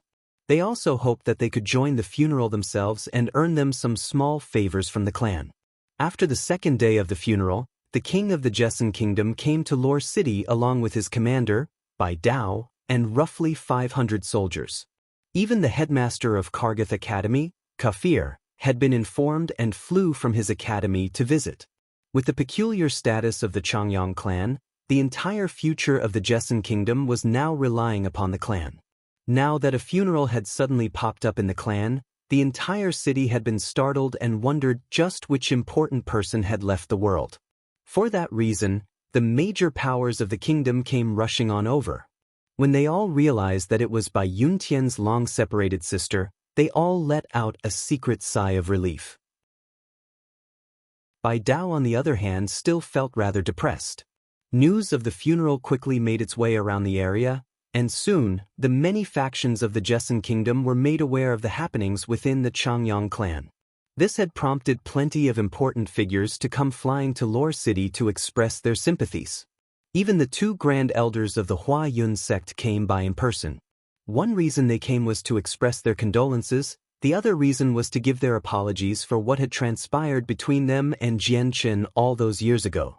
They even brought along a hefty sum to help their apology. In short, the funeral of Bai Yunhai was very important. Not only did the major factions of the Joseon kingdom come to visit, the king himself came to pay his respects. The funeral continued for 7 whole days before wrapping up. This time, Bai Yunhai's grave was no longer in a desolate place like before. Instead, it was in the courtyard where Bai Yuntian lived within the compound. A jewel made specifically for the purpose of feng shui had been affixed to Bai Yunhai's grave, and had made the grave into a very grandiose one. With the funeral ending, every visiting party slowly went back home. Only Bai Dao was left remaining within the household. Like a statue, he remained upright in front of Bai Yunhai's grave for 3 days without moving, but his face revealed pain. Bai Dao and Bai Yuntian were both siblings under the same parents, meaning that the parents of Bai Yunhai were also the very same parents of Bai Dao. Not only did they have the cleanest blood ties, he and Bai Yunhai had also been very close playmates since they were young. Sister Yunhai, I never thought that you survived that day as well, and in a neighboring city as well. Why did I not hear about you sooner? If I had known, I would have gathered the three of us together to live. But now we are separated once more by the borders of yin and yang. Bai Dao's eyes stared sorrowfully at the grave as he whispered to it. Bai Yuntian pulled Bai Lian's arm to him. Brother, this the daughter that Sister Yunhai left behind. Her name is Bai Lian. Bai Lian, this is your uncle. Looking to the armor-wearing Bai Dao, Bai Lian let out a filial-sounding phrase, uncle. Bai Dao's eyes finally tore themselves from the grave to look to the 18-year-old Bai Lian with complicated emotions. After a moment of silence, he finally said, although my younger sister Bai Yunhai has left us, she left behind a child for us. Bai Lian, you needn't worry. Your uncle will protect you from now on. For the first time in forever, Bai Lian felt that she finally had a warm family that cared and loved her. A family that could protect her. A family that was completely different than the Yun family. Tears began to fall from her eyes because of her new family. Bai Dao looked back to the grave of Yunhai once more. Where is the murderer of Yunhai? He has been locked within the tinder house. We don't wish for him to die so easily, so we left him there for the time being. Jian Chen responded. Bai Lian had already given the captive the antidote to the poison he had been administered, so he was in no danger of dying from it just yet. Jian Chen hesitated when he saw Bai Dao swiftly turn to walk to the tinder house. Uncle, don't let him die so easily. I know. Bai Dao didn't even bother to turn around to respond. He quickly walked out of Jian Chen's sight. Not long after his disappearance, a miserable wail could be heard coming from within the Changyang clan. It was such a pain-filled wail that everyone that heard it could tell that that person was being tortured. In the blink of an eye, half a month passed, and the funeral that had been held within the Changyang clan finally died down and was soon forgotten by everyone. Even Bai Lian and Bai Yuntian found the pain in their hearts slowly dull, but despite that, a smile could hardly be seen on their faces. Bai Dao stayed within Changyang Manor for another half-month during this time. The hatred he felt for the one that killed Bai Yunhai had been etched within his bones, and every day he would use the cruelest methods he knew in order to treat the head of the Yun family to a hell of pain. After exhausting all the methods he knew on the man's body, Bai Dao had then given the man an excruciatingly slow death. Once dead, he threw out the man's body into the plains for the wild animals to eat. What the man had suffered while alive and dead could be described to be the worst experience to feel on the continent. After the death of the head of the Yun family, the vendetta for Bai Yunhai had finally reached an end. Bai Dao didn't stay much longer after that and had left for the imperial palace the day after. After Bai Dao left, Jian Chen and the others gathered together along with his parents and the others from the clan. They were preparing to leave the compound to continue to develop the Flame Mercenaries. Cousin, please let me go with you. Suddenly, Bai Lian asked to join Jian Chen with an earnest look on her face. Chapter 579. Carnage. Mercenaries. Puzzled, Jian Chen looked to Bai Lian. Bai Lian, the road I walk is very terrifying and fraught with dangerous and gruesome deaths. A young woman like you shouldn't involve yourself with such a lifestyle. After these few days, Jian Chen had slowly warmed up to her and had even started to consider her a sister. Liener, the continent is very dangerous with very few safe sanctuaries. You shouldn't travel outside, stay here in Changyang Manor, no one will mistreat you here. Bai Yuntian explained. Bai Lian shook her head as she pleaded, Auntie, I don't wish to stay here forever. I was unable to venture out by myself in the past. I wish to experience what the continent is like for myself. Cousin, please take me along with you. Jian Chen hesitated for a moment before finally agreeing to her request. Fine then. If you want to come with us, then you can. Seeing how dangerous the continent is would be a boon for you in any case. Since you haven't materialized your saint weapon, I could also give you some cultivation advice to help accelerate your growth. Hearing Jian Chen speak, Bai Yuntian knew that she couldn't hold back her niece anymore. With a warning to Jian Chen, she said, Xianga, you must protect your cousin well. She is still weak. Do not let anything happen to her at all costs. Mother, please rest assured. I will definitely protect Bai Lian. Jianchen pledged. Now that he had gained a cousin, Jianchen felt like he was finally an older brother. At the same time, he felt as if another weight had been placed onto his shoulders now that he had to protect his younger cousin as well.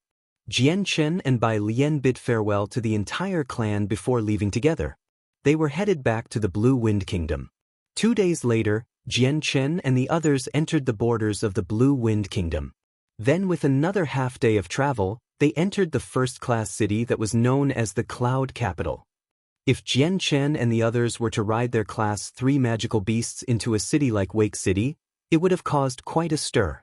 However, the sight of such mounts were common within the Cloud Capital.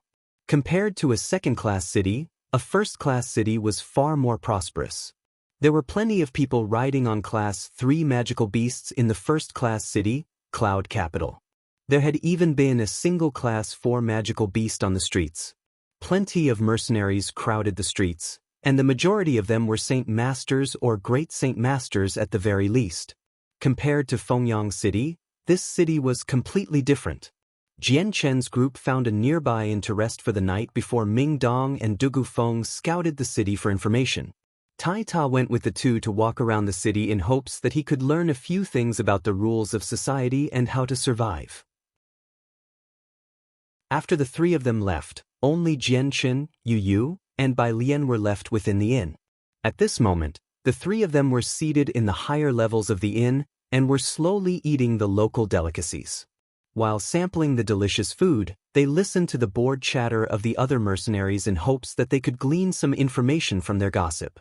Jianchen heard nothing of interest even after listening to them for a long time. These mercenaries talked about nothing other than what happened during their daily lives and would sometimes talk about how many magical beasts and monster cores they had gained that day. One of the mercenaries had even begun to drone about some of the prostitutes on the level above them. Ming Dong and the other two had made a quick retreat after learning all that they could. Taking a seat at the table, Ming Dong whispered to Jianchen, "Brother, I've researched all that I could, but the power structure in this city is far more complicated than the clear one in Fengyang City." Ming Dong paused for a moment before taking a sip of wine from his cup. After finishing off the cup, he continued to say, "On the upside, there are 6 major powers to the Cloud Capital, for clans and 2 sections. These 6 powers appear to be the strongest that the Cloud Capital has to offer. Each one of these associations is very close and interconnected with the others. After several hundred years of development, I think that they're on the verge of becoming a single huge family with bloodlines connected to and from each power. Aside from those 6 powers, there's a few other clans and mercenary groups that aren't too low in power compared to them. Each one has an Earth Saint Master as their leader, but their names aren't as influential as the 6 leading powers. From what I can tell, there are several clans that have multiple Earth Saint Masters. Aside from the clans, which mercenary groups are strong in this city?" Jianchen asked. "There's a total of 4 that I found. There's the Bloodthorn Mercenaries, the Blood Rose Mercenaries, the Feral Mercenaries, and the Carnage Mercenaries. Now, the relationship between the Bloodthorn Mercenaries and the Blood Rose Mercenaries is very interesting. I've heard that the captain of the Blood Rose Mercenaries is very beautiful but feisty. The captain of the Bloodthorn Mercenaries deeply loves her and has sought her attention for many years. They aren't a couple yet, but it is rather complicated between them, I heard. Whatever the details are, I don't know, but I do know that the 2 of them could be considered a single faction. The Feral Mercenaries shouldn't be belittled either. They are the most well-known mercenary group in the Cloud Capital, and their captain is the sworn brother of the ruler of the city. Every single faction within Cloud Capital has to give that group some face. As for the Carnage Mercenaries, they aren't a stable power within the city. Rather, they were once free roamers that eventually settled in the Cloud Capital 5 years ago and never left. Still, they are quite strong, but their numbers are lacking with roughly 300 people. Each one of them are elite warriors, and I heard that their weakest member is a Saint Master in strength. 50 of them are Great Saint Masters at the very least, and I heard that the captain and his 2 vice captains are Earth Saint Masters, making them the sole power within the city to have 3 Earth Saint Masters. Combined with the Blood Rose and the Bloodthorn mercenaries, the Carnage mercenaries make even the Lord of the city fearful. But the Carnage mercenaries are still relatively low profile within the city. It took plenty of time and energy for the 3 of us to make the inquiries, but we managed to find out that there has been very little movement from them in their 5 years of residency here. Every single member seems to hide away in their compound without ever coming out. With no way of income and no other property, it is a very mysterious situation. Carnage mercenaries? Jianchen muttered with a pensive look on his face. When Ming Dong had mentioned their name, Jianchen had found that mercenary group to be strange as well. Cousin, the Carnage mercenaries have to be hiding something if they never come out from their spot. Could they all be cultivating? Or perhaps they have some sort of enemy and are afraid of being discovered. Bai Lian guessed with glimmering eyes. She looked to the handsome face of Jianchen with eyes of worship.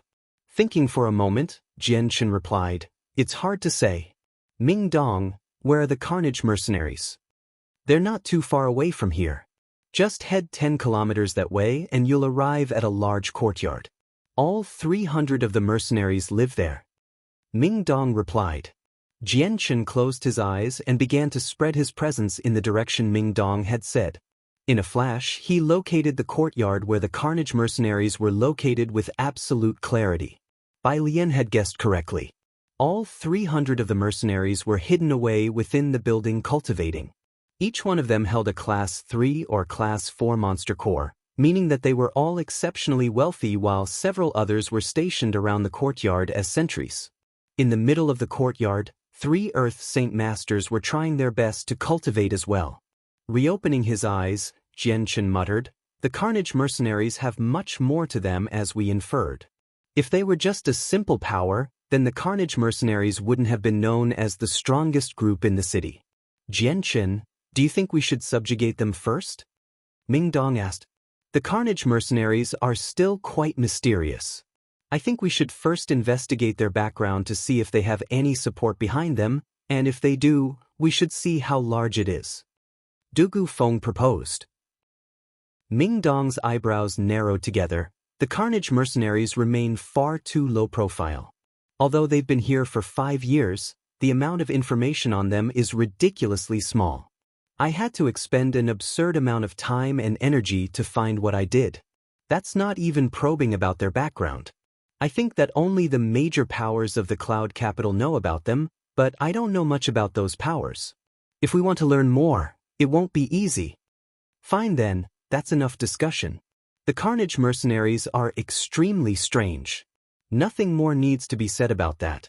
We should pay them a visit and see if there's a chance we learn anything about them. Jianchen spoke. After that, the group left the inn.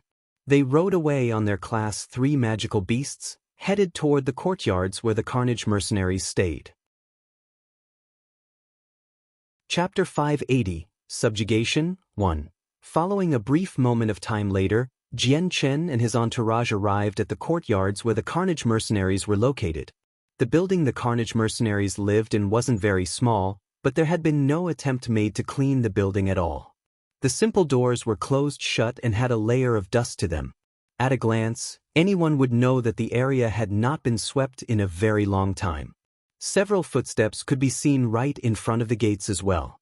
Jianchen surveyed the courtyards for a while before chuckling. "I don't know if the Carnage mercenaries are too lazy to clean or if they're lazy in general, but the fact that their door front is so dirty is quite unique. The Carnage mercenaries are far more secretive than we thought. If they were like the other powers in the city, then they would have kept their door front far cleaner than this." Ming Dong replied in amazement. "Why don't we go in and take a look?"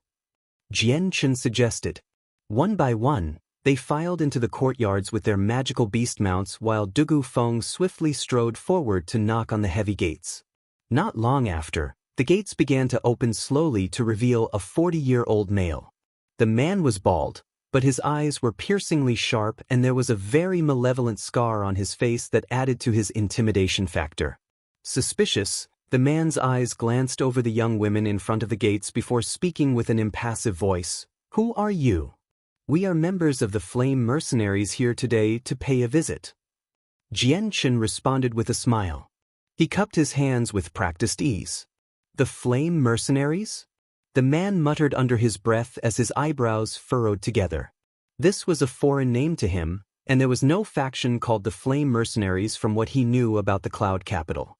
The man studied Jian Chen and the others a second time before his face darkened.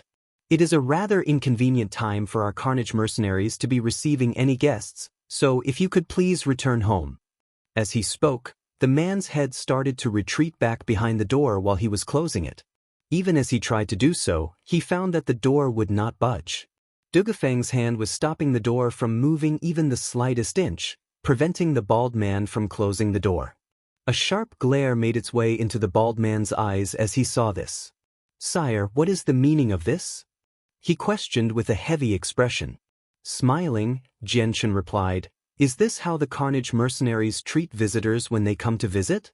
Walking straight in, he opened the next set of doors and headed into the inner courtyards. Startled, the man moved to stop Jian Chen from heading further in. He also said, "Sire, this is the territory of the Carnage Mercenaries.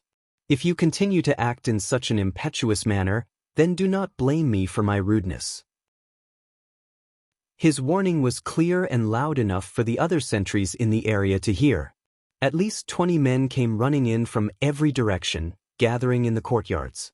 Each one of them had a penetrating glare that honed in on Jian Chen and the others with murderous intent that was filled with hostility. Seeing the malicious expressions on everyone's faces, Ming Dong and Dugu Feng revealed looks of disdain. "The captain of our Flame Mercenaries personally came here to visit your Carnage Mercenaries. That much in itself is already a great honor. Yet, not only do you not reciprocate that kindness, you also turn us away at your door. Is that how your Carnage Mercenaries treat guests? Hurry up and call your captain at once." Ming Dong sneered. The power of an Earth Saint Master came exploding forth from his body all at once. It filled the entire courtyard with a dominating presence and caused each of the Carnage Mercenaries to take a step back in shock. Straight away, even more of the mercenaries came running out from within the courtyards. "Ah, if there are guests, then our Carnage Mercenaries will definitely welcome them with open arms. Please forgive my subordinates for not understanding that.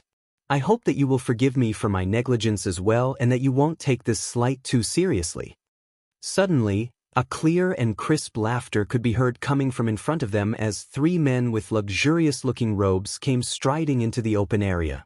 The one who had spoken was the one in the middle. This man was about 40 years in age and was rather handsome in looks. He had all 5 features still on his pale face, and his sharp eyebrows did nothing to hide the twinkling light in his eyes. His smile was filled with warmth and friendliness that left a favorable impression of him. On his left was yet another middle-aged man that did not vary too much in age from him. This man wore an expensive white robe that was rather regal. A seemingly feral presence could be barely detected radiating from his body. A feeling like this gave off the feeling of a wolf hidden under a sheep's skin. Something about him was off. On his right was an elderly man approaching his 70s. His face was covered with wrinkles and half of his white hair was already gone so that very little remained on his rather ruined head. A sight like that made him look like he would keel over at any moment and die. Despite his looks, the elder's eyes flashed brightly with spirit and with unbelievable depth. It was almost as if a fog of smoke covered his eyes since one would not be able to see what he was thinking. "Captain! Captain! We pay our respects to Captain and the Vice-Captains." Straight away, the 20 or so Carnage Mercenaries began to salute the 3 men with eyes that reflected their worship. Stopping in front of Jian Chen, the middle-aged man's eyes landed on both Dugu Feng and Ming Dong. They were both standing right behind Jian Chen. Finally, his eyes moved to Jian Chen before he smiled and cupped his hands together. "This one is the captain of the Carnage Mercenaries, Zhan Tian. These 2 men next to me are my vice-captains, Shan Xiong and Mu Qi." Jian Chen's eyes studied the 3 while simultaneously cupping his hands in return. "This one is called Jian Chen, captain of the Flame Mercenaries. This person here is Ming Dong, the vice-captain, and this is Dugu Feng, an elder of my Flame Mercenaries." When Zhan Tian heard Ming Dong's name, his mind found it rather familiar as if he had heard it before. However, he paid it no mind since he had to greet the guests. Thus, he put the thought away for the time being. Putting up an amiable smile, he began to escort the group in. "Please come in. We can talk inside." Jian Chen and the others were escorted by Zhang Tian into the inner halls, which were simple in decoration and did not at all resemble the halls of a place of a strong faction. After a small discussion between Jian Chen and Zhang Tian, the two quickly got to the crux of the problem. "Sire Zhang Tian, I can see that you and your mercenaries are all gathered inside and spend every day cultivating with monster cores without ever going out. I can only assume that some family is behind yours, is that right?" Jian Chen didn't hesitate to speak his thoughts at all. Hearing Jian Chen's statement, Zhang Tian had not been startled at all.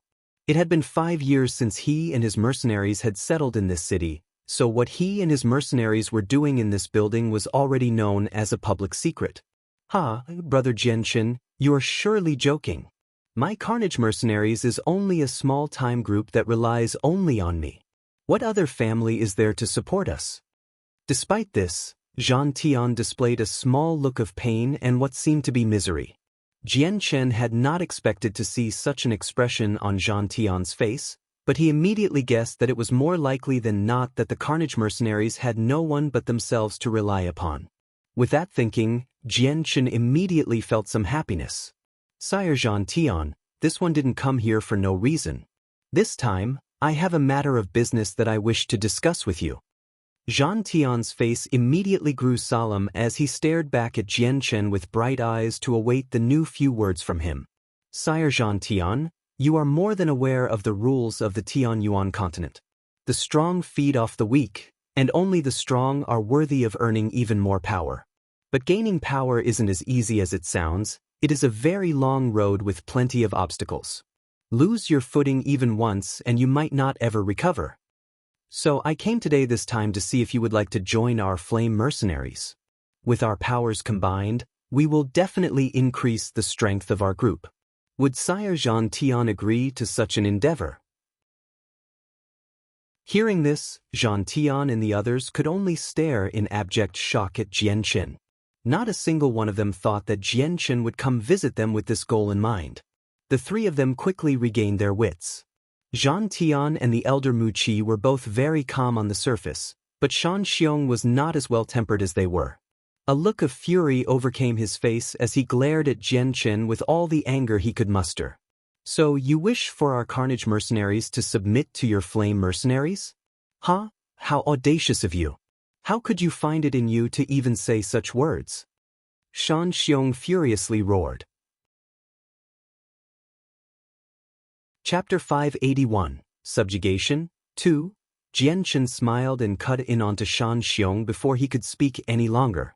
"I believe the three of you know that to become a major power on the Tianyuan continent requires both power and a strong patron. Your Carnage mercenaries are indeed strong enough in the Cloud Capital to call yourselves a hegemon, but you are struggling to maintain that position. There are plenty of families or sects that are comparable to yours in this city, and the 6 families here are most especially strong in comparison. Even if they're divided into 6 powers, they may as well hold hands as a symbol of how close they are. Should the time come for them to stand together against a common enemy, there won't be a single faction within the city strong enough to fight them." Zhang Tian and Shan Xiong had said nothing at Jian Chen's words and had a pensive look on their faces.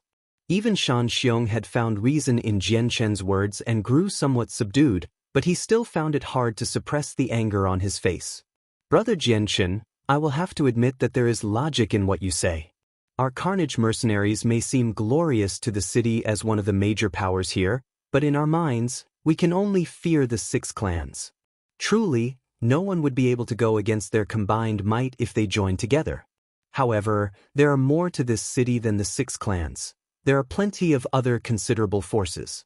If the 6 clans do indeed ally themselves against us, then not a single one of those factions will sit idly and await death to come for them. They too will unite the others to fight."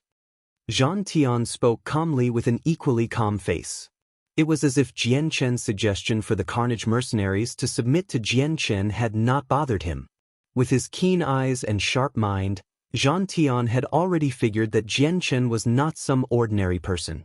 Although he couldn't estimate his strength, he was able to see Ming Dong and Dugafeng's strength as Earth Saint Masters very clearly due to the aura that was radiating off their bodies. The fact that these two Earth Saint Masters were subordinates to Jian Chen and sat behind him without a word had only added to Jian Chen's status, and so Zhang Tian found it prudent to treat him carefully. Sire Zhang Tian, there is logic to your words as well. Yet, that would only help maintain the Carnage Mercenaries' status within the Cloud Capital.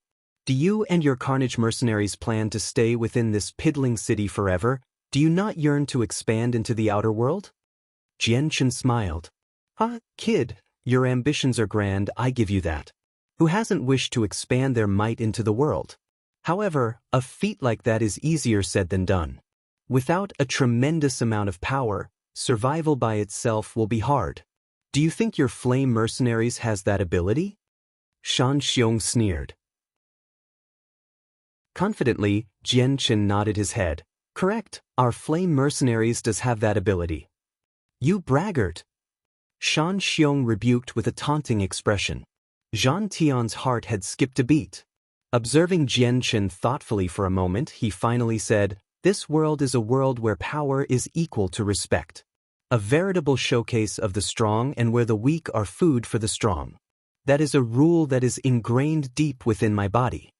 His voice left off after that sentence so that he could stare down Jian Chen with a serious expression.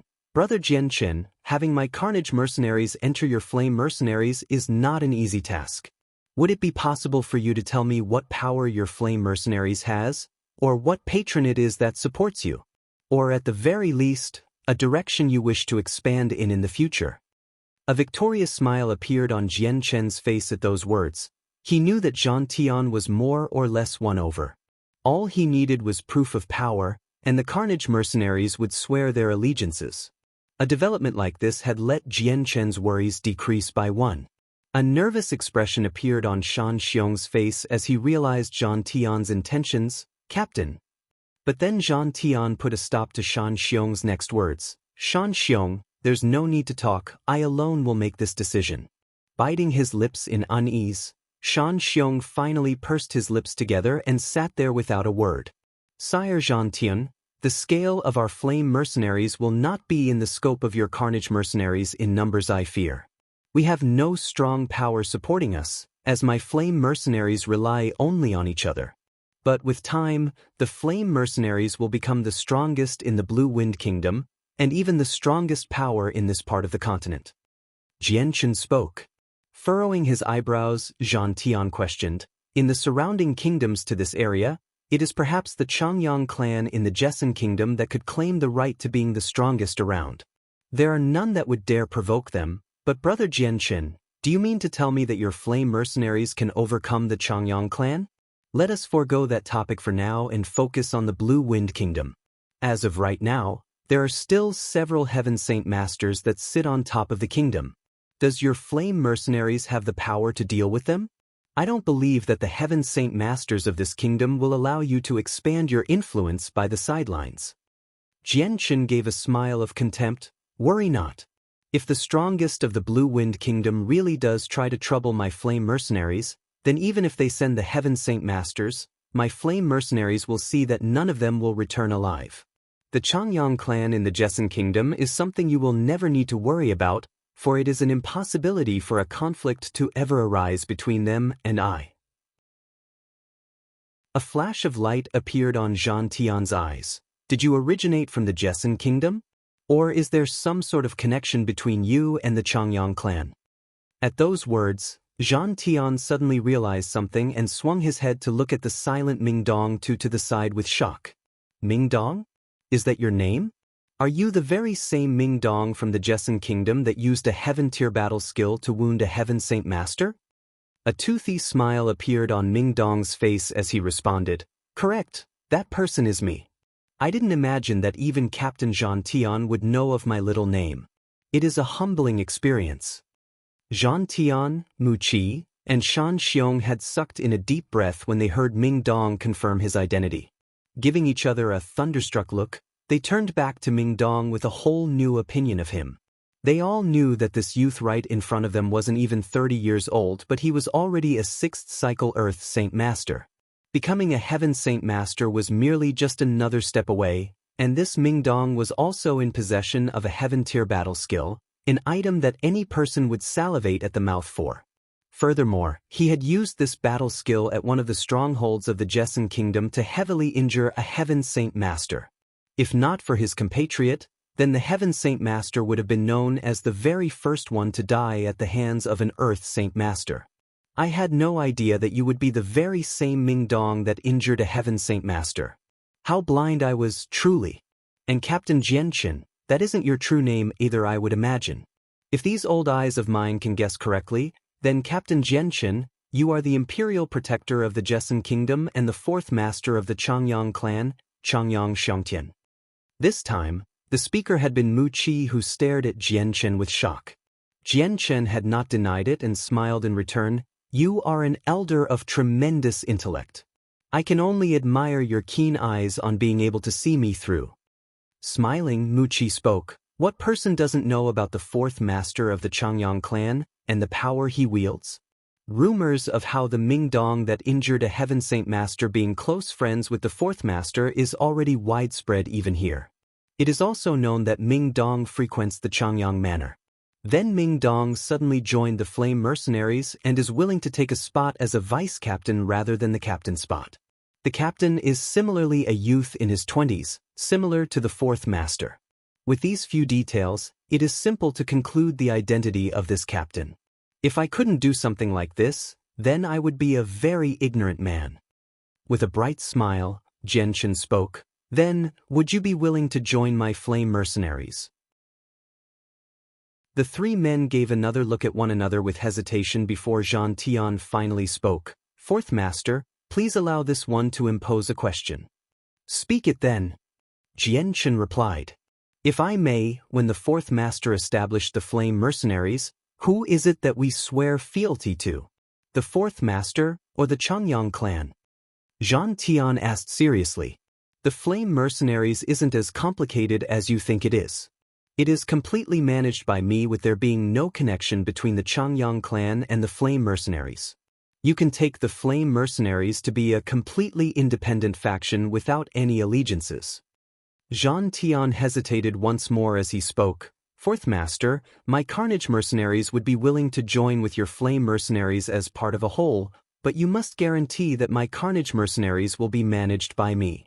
I can agree to that. The Carnage Mercenaries will remain under you 3 as you see fit. I won't interfere with any of your internal affairs, but I hope that you will make sure to act in the best interest of the entire Flame Mercenaries and listen when I call upon you. Jianchen didn't hesitate to agree to Zhang Tian's request. Then that's fine. If that's all, then my Carnage Mercenaries will join with your Flame Mercenaries. I trust that this will be the most sensible choice for us to make. Zhang Tian laughed carefreely. Although he knew that he would be swearing fealty to the Flame Mercenaries, he didn't seem to mind it all too much. Jianchen had felt rather happy at this rather easy process of subjugation of the Flame Mercenaries as well.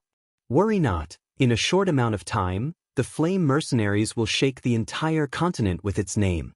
After the major discussions had finally reached an end, Jianchen did not stay much longer within the courtyards. After agreeing to meet tomorrow morning at the inn to discuss some more, Jianchen and the others left the Carnage Mercenaries. When Jianchen and them left, Shan Xiong spoke to Zhang Tian with an unwilling expression. Captain, are we really going to submit to the Carnage Mercenaries so easily? Letting out a sigh, Mu Qi responded with dim eyes. Shan Xiong, forget your past status for now. At the current moment, joining the Flame Mercenaries gives us not only a chance, but a chance to return. Mu Qi is correct. Shan Xiong, you must look at the long-term benefits. Joining the Flame Mercenaries is an opportunity that rarely comes by. It is by no means a demeaning trait to our statuses. Despite the Flame Mercenaries not being too large, as long as Changyang Xiangtian is there, then it will definitely become a major power within the area. Zhang Tian spoke. Changyang Xiangtian was able to become a Heaven Saint Masters in his 20s. That alone speaks wonders of his perverse talent at cultivation.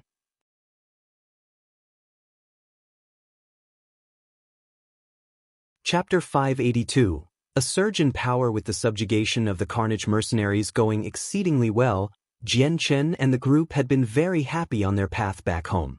On the second morning, the three leaders of the Carnage mercenaries met up with Jian Chen at the inn they were staying as they had agreed upon the day before. And so they begun to discuss once more about business.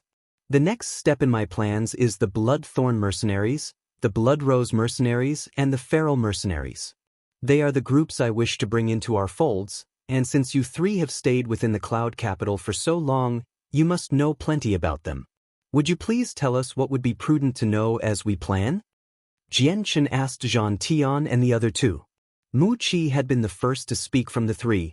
The Feral mercenaries have an extremely close bond with the Lord of the Cloud Capital. If you wish to force them into submission, it would require a tremendous amount of power. The Blood Rose and the Bloodthorn mercenaries, on the other hand, is much more simpler. From my perspective, you should have those two submit first. I agree. Subjugating the Blood Rose and Bloodthorn mercenaries will be a far easier task than the Feral mercenaries.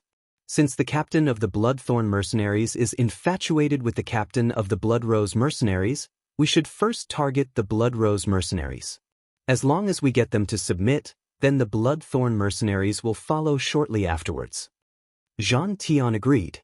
Jian Chen nodded his head after listening to their reasoning. If it is as you say, then we should first subjugate the Blood Rose mercenaries. Why don't you three follow me over there? The three of us have quite the friendship with their captain, Jasmine. It'd be an easier task if we advise her. Zhang Tian spoke. After the discussion was over, Jian Chen and the others left the inn and rode on their mounts towards where the Blood Rose mercenaries were. It was about 30 or so kilometers between the Blood Rose mercenaries and where Jian Chen had started off from. With the abundant amount of people crowding the streets, Jian Chen's group had to cross through on their mounts at a slow and careful pace. By the time they arrived, a decent amount of time had already passed. Like the Carnage mercenaries, the Blood Rose mercenaries lived within a giant courtyard. But the similarities had ended there. The courtyards of the Blood Rose mercenaries had been spotless without any dust to be seen. 2 sentries could even be seen standing by the gates. Because the 3 leaders of the Carnage mercenaries were seen with Jian Chen, the sentries by the gate had not dared to stop them. Immediately letting out a courteous salute to the group, the guards lead them into the courtyards while sending someone ahead to notify the captain. And so Jian Chen and his group were seated by the inner halls while they waited for the captain of the Blood Rose mercenaries to arrive. They hadn't had to wait for too long before a heroic-looking woman came walking out from within the building. Hi Zhang Tian, Mu Qi, Shan Xiong, what winds brought you here to my humble abode today? For you 3 to come to my Blood Rose mercenaries, my home has been blessed by your presence. Looking up towards the source of the voice, Jian Chen saw a woman around the age of 30 or so come walking in. She was beautiful in appearance and quite graceful in her movements. This woman wore a dark green skirt with an equally dark green blouse. Tying up her hair behind her head was a single bow tie that added to her allure. Captain Jasmine, your words are far too serious to be wasted on the likes of us. It has been 2 years since we last met, but since then, you have grown far more beautiful. Zhang Tian laughed as he bowed with cupped hands towards her. Smiling in return, Jasmine's eyes swiveled to look at Jian Chen and the people behind him. Might I inquire who you might be? Jian Chen cupped his hands in salute and smiled. This one is Jian Chen, captain of the Flame Mercenaries. Flame Mercenaries? Jasmine spoke with a soft voice. Brother Jian Chen, you are not a native to the Cloud Capital, I take it. Correct. I am not from the Cloud Capital. Jian Chen admitted before continuing onwards. Captain Jasmine, I am here today in hopes that a proposal can be made between your mercenary group and mine. Taking a seat at the table with the others, Jasmine stretched her arms lazily. Then don't stop your speech midway through and say it. Still smiling, Jian Chen spoke. Then allow me to be frank. Captain Jasmine, I hope that your Blood Rose mercenaries will join into my Flame Mercenaries. Jasmine had flown straight to her feet as soon as Jian Chen's words registered in her mind. In an instant, her calm eyes had gained a fearsome glint to them as she stared Jian Chen down. What did you say? Jasmine enunciated each word slowly and icily like the expression on her face. This one hopes that Captain Jasmine will bring your Blood Rose mercenaries into my Flame mercenaries as a division of it. Jian-Chen repeated once more for her to hear. The iciness in Jasmine's eyes kicked up a notch as she glared at Jian-Chen. Seeing that it did not seem like he was joking, she shook her head with a cold smile. "Little brother, you shouldn't joke around with such a joke like that." Jian-Chen laughed in response, "But I am not joking. The Carnage mercenaries have already joined up with my Flame mercenaries. If Captain Jasmine is not convinced, then please ask Zhang Tian, Mu Qi or Shan Xiong." Startled by that response, Jasmine's eyes flew over to Zhang Tian and the other two who had only gave her a nod in confirmation. Jasmine had been alarmed to an even greater detail by this confirmation. The Carnage mercenaries were amongst the strongest within the Cloud Capital and had 3 Earth Saint Masters in their ranks. But now they suddenly joined with an unheard-of mercenary group that had been simply unbelievable. Impossible! Zhang Tian, Mu Qi, Shan Xiong, has your Carnage mercenaries truly joined with the Flame mercenaries? Jasmine cried out involuntarily. Correct. Our Carnage mercenaries have joined with the Flame mercenaries. It is without a doubt the truth. It is our belief that should we join with the Flame mercenaries, we will establish ourselves within the Tianyuan continent. No longer will we be sequestered to this small city and forced to hide like a turtle in its shell. Zhang Tian spoke calmly. Are the Flame mercenaries that strong? Jasmine asked again as she looked back to Jian-Chen with confusion and disbelief. Captain Jasmine, may I ask what the highest level battle skill is within your possession? Jian-Chen asked. Although she was suspicious of why Jian-Chen had asked such a question, she decided to answer honestly. 2 advanced human tier battle skills. Captain Jasmine, allow me to tell you a benefit to joining my Flame mercenaries. For every person that joins my Flame mercenaries, then they will be given a primary Earth tier battle skill to learn free of charge as long as they are an Earth Saint Master. Jian-Chen smiled. Jasmine's eyes had immediately lit up at the sound of that. An Earth tier battle skill was very sparse within the Blue Wind Kingdom. At the current moment, only the experts that reigned at the top had an Earth tier battle skill. She had not been the only one to be surprised. Zhang Tian and the other 2 suddenly felt their heart rates skyrocket upwards and their breathing had started to come in shorter bursts. But it had been the next sentence of Jian-Chen that caused the greatest amount of shock. In the future, should your group contribute greatly to the Flame mercenaries with the utmost devotion, then I will impart an advanced Earth tier battle skill or perhaps even a Heaven tier battle skill. Jian-Chen spoke. What? A Heaven tier battle skill? You have one of those? Jasmine had completely lost her composure at that as she cried out in shock. Both of her red phoenix eyes had grown wide with disbelief. Correct. I am in possession of not just one Heaven tier battle skill, but multiple of them. So, how about it, Captain Jasmine? Will you consider joining my Flame mercenaries? In the case that you do with the utmost loyalty and a great enough contribution, then I will be more than happy to aware you with a Heaven tier battle skill. This is something that people can only yearn for in their dreams. Jian-Chen smiled. In this moment, he only wished to quickly expand his Flame mercenaries. For the sake of improving the backbone of the group, he couldn't afford to be stingy and would thus treat everyone equally. The enticement that Heaven tier battle skill would naturally be tremendous.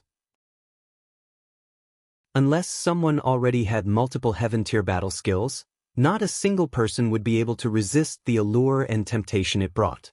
This time, Jasmine had only taken a moment to think before agreeing to Jian-Chen's request to join the Blood Rose mercenaries into the Flame mercenaries. After the subjugation of the Blood Rose mercenaries were done, Jian-Chen, Zhang Tian, and Jasmine began to discuss the next course of action. It was only until late in the afternoon that they left the courtyards with Jasmine leaving with them. Traveling once more on the magical beast mounts through the streets, they had attracted a fair amount of attention now that the leaders of the Carnage mercenaries and the captain of the Blood Rose mercenaries were together, and with a group of youngsters no less. That much had been more than enough for the people to gossip and spread the news back to the insiders of the city. But Jian-Chen and the others hadn't cared at all for this. Riding on their mounts, they finally arrived at the grounds of the Bloodthorn mercenaries after some time. The captain of the Bloodthorn mercenaries had been a very straightforward person named Ha-Ni with a true infatuation with the captain of the Blood Rose mercenaries. Despite her indifferent treatment of him, his love for her did not decrease at all. The very moment when he heard that the Blood Rose mercenaries had joined with the Flame mercenaries, he didn't hesitate to join the Bloodthorn mercenaries as well in hopes that his relationship with Jasmine could be furthered another step. In short, the subjugation of the Bloodthorn mercenaries had gone by swiftly and smoothly. Not even a cup of tea later, Jian Chen had already entered them into his group without even adding a beneficial reason to butter them up with. And now, Jian Chen had collected the Carnage mercenaries, the Blood Rose mercenaries, and the Bloodthorn mercenaries into a single entity under the Flame mercenaries. In 2 short days, the Flame mercenaries had skyrocketed in power, causing no small joy to Jian Chen. As the captain of the Flame mercenaries, this could only be described as a surge of power. However, there was no such thing as a wall that could prevent wind entirely. News of the merge between the 3 mercenary groups had made its way to the 6 clans and even the mansion of the city lord. Such a piece of information had caused all of them to grow nervous.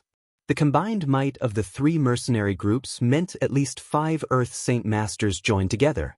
For the 6 clans in comparison, that was a formidable power that even they found difficulty in matching. It had been the 6 clans that had been the most nervous of them all in the city. A meeting had instantly been called for with the head of each of the 6 clans to discuss what to do next. Chapter 583, The Movement of 6 Major Clans within a secret room located at a secret location. The leaders of the 6 clans of the Cloud Capital were gathered around a table with serious faces.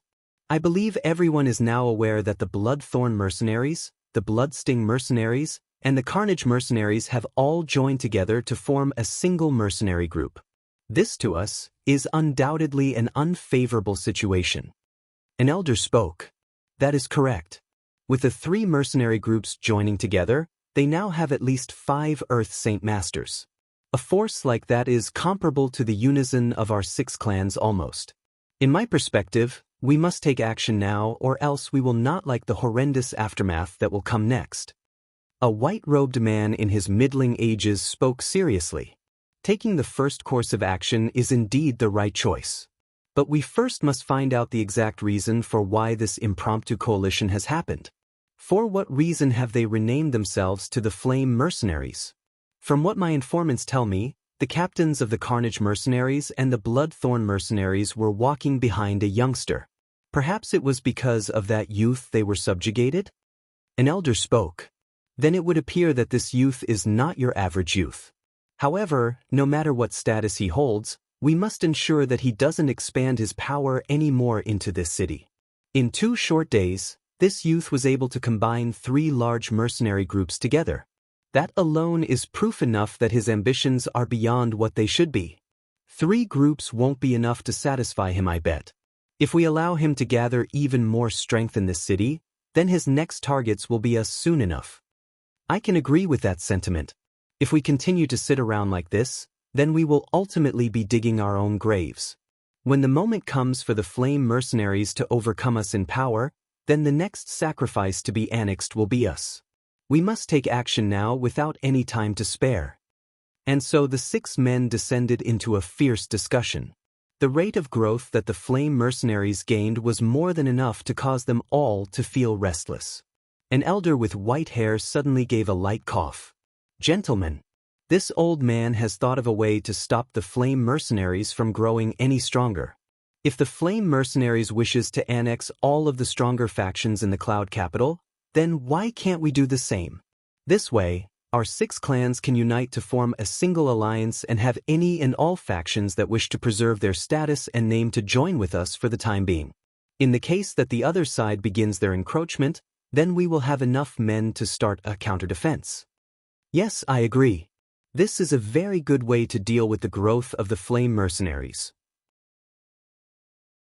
With their current strength, it will mean an unbelievable amount of damages on our part if we try to act against them now. But if we unite everyone, then we'll have enough people no matter how much the flame mercenaries try to expand. And at the same time, we'll have more than enough manpower to eliminate the flame mercenaries while minimizing our own damages.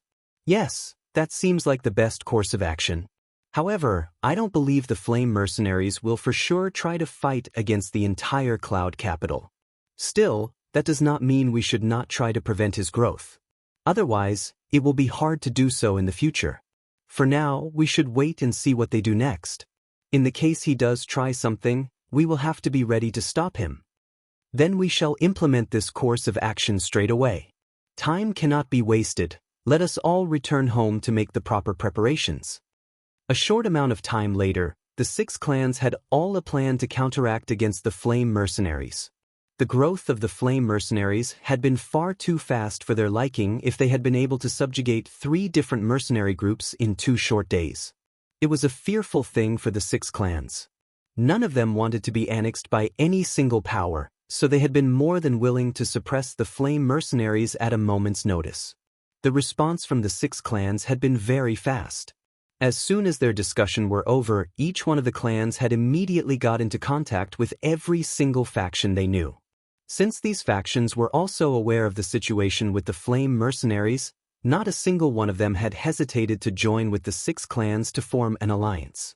With even more people added into the group, the alliance had quickly expanded. As of that current moment, there were at least 10 Earth Saint Masters in the alliance along with the ones from the 6 clans. News of the 6 clans joining together to form an alliance had made its way to Jian Chen's ears as well, but he had not been concerned in the slightest. In his eyes, it was a futile attempt that served absolutely no use. On the second day, Jian Chen had gathered the captain of the Blood Rose mercenaries, Jasmine, the captain of the Bloodthorn mercenaries, Ha Ni, and the captain of the Carnage mercenaries, Zhan Tian, and his 2 vice-captains together with Jian Chen standing in front of them. By his side was a worn-out manual. Pushing the manual towards them, Jian Chen spoke. Now that you've joined the flame mercenaries, I will fulfill my end of the bargain. In front of me are 5 primary Earth tier battle skills. Choose whichever one fits you most. In the future, when someone from your group becomes an Earth Saint Master, then let them learn from this manual. In the future, if your contributions are good enough while also maintaining a loyal attitude to the flame mercenaries, then I will impart a heaven tier battle skill to you. Thank you, Captain. Seeing the manuals on the table, each one of the captains had flames in their eyes as they gave their thanks before immediately choosing from one of the 5 battle skills. Out of the 5 of them, the captain of the Bloodthorn mercenaries had been the most excited. He had joined the flame mercenaries solely because of Jasmine, so he hadn't realized that joining the flame mercenaries would have such a great bonus like this. When Jian Chen had talked about the heaven tier battle skill, his own heart was nearly about to leap out from his chest. Jian Chen's actions there had been an undoubtedly good plan to entice the hearts of people. With an Earth tier battle skill, Jian Chen would cement the feelings of loyalty they had for the flame mercenaries while also eliminating any ill will they might have for joining. Seeing the excited expressions on everyone's faces, Jian Chen smiled in response. This was a satisfactory reaction that he expected to see. After a short while, he spoke. Our flame mercenaries won't stay too long in the cloud capital. Perhaps in a few days we'll leave this place, so prepare your groups to move out of the city. Captain, I have a question to ask. Does the flame mercenaries have a place to stay? Where might it be? It can't be possible to have this many people drifting this way and that. And I asked. With a pensive expression, Jian Chen spoke. As of right now, there is no determined spot. Right now, we are just expanding the power of the flame mercenaries. After we subjugate the rest of the cloud capital and then the rest of the Blue Wind Kingdom, we'll expand outwards into the surrounding kingdoms.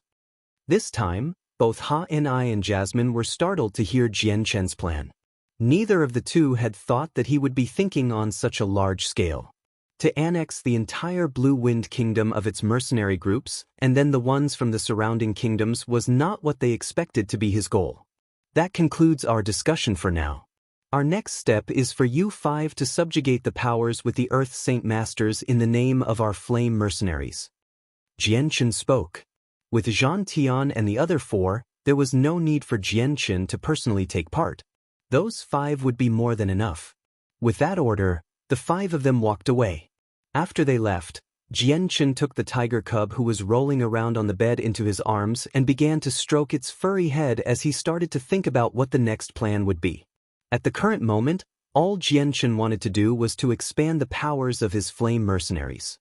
For the sake of his promise with Kendall, Jianqun would make the flame mercenaries the strongest mercenary group on the continent.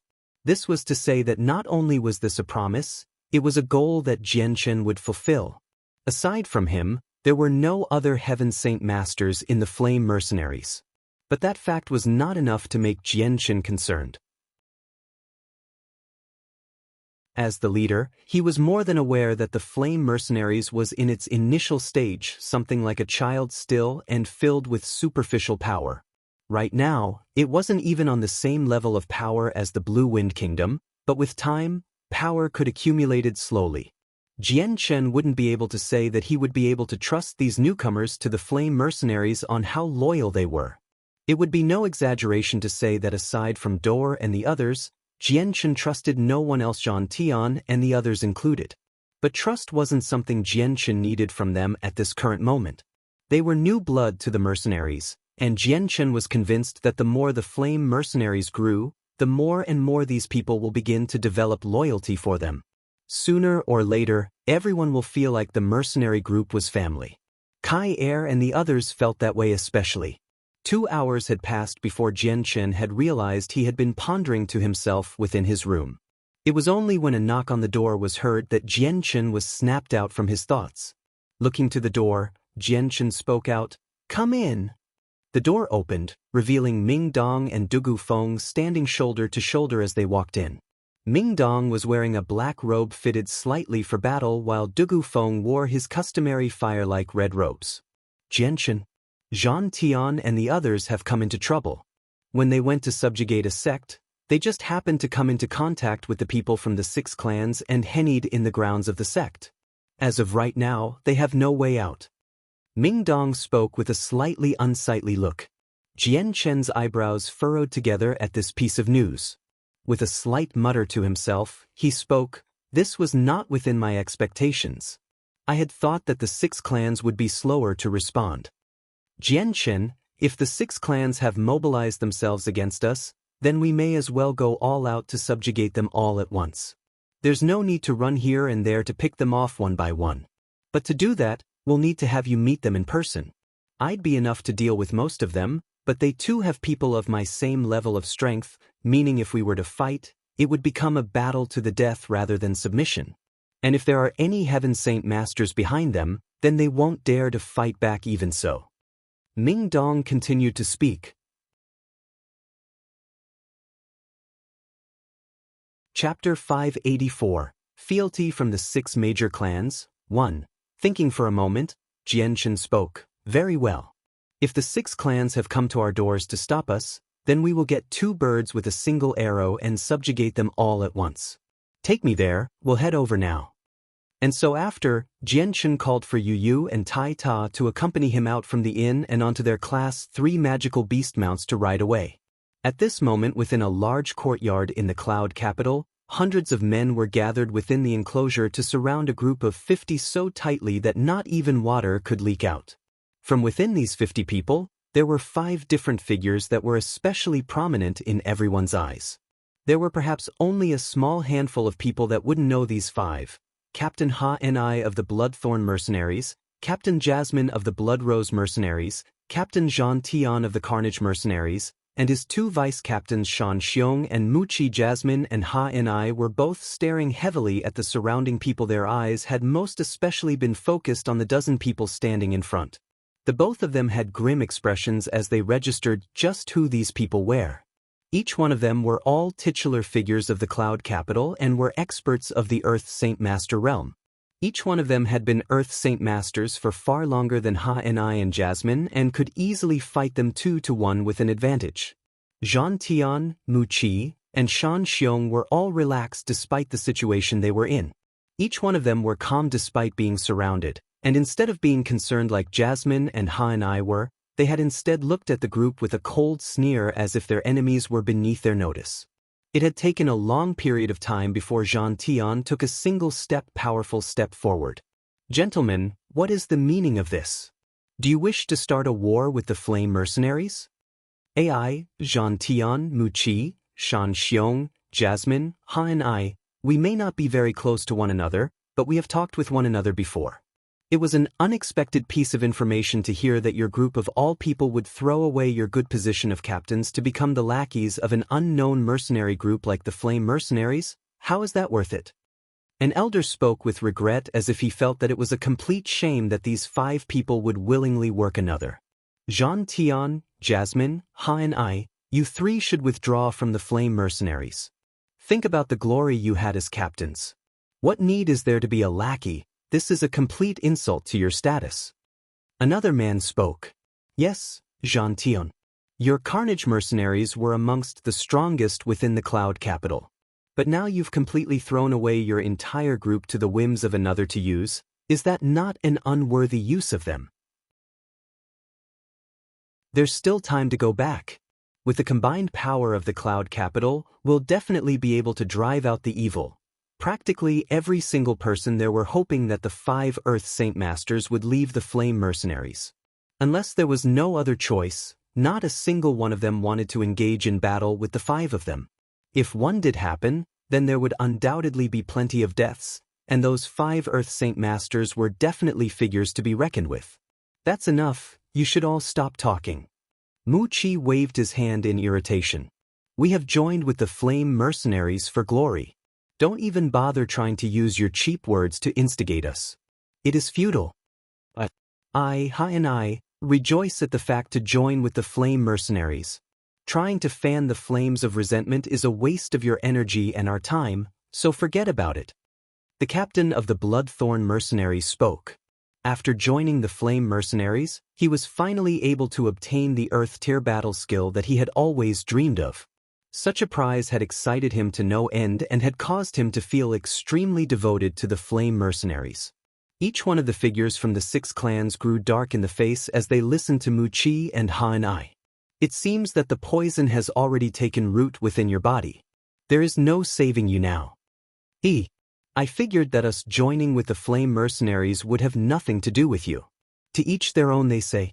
So when did our actions have to be managed by you?" Jean Tian laughed. Everyone could only stay in silence after hearing Jean Tian's words.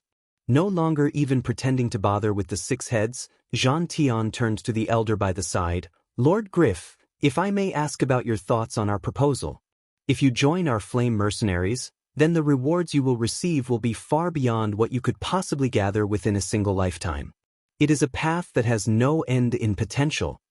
"Impudence. Jean Tian, Griff is already a part of our alliance, and yet you still dare try to pull him into your own. Do you even have eyes for our alliance?" Another elder spoke with a heavy expression.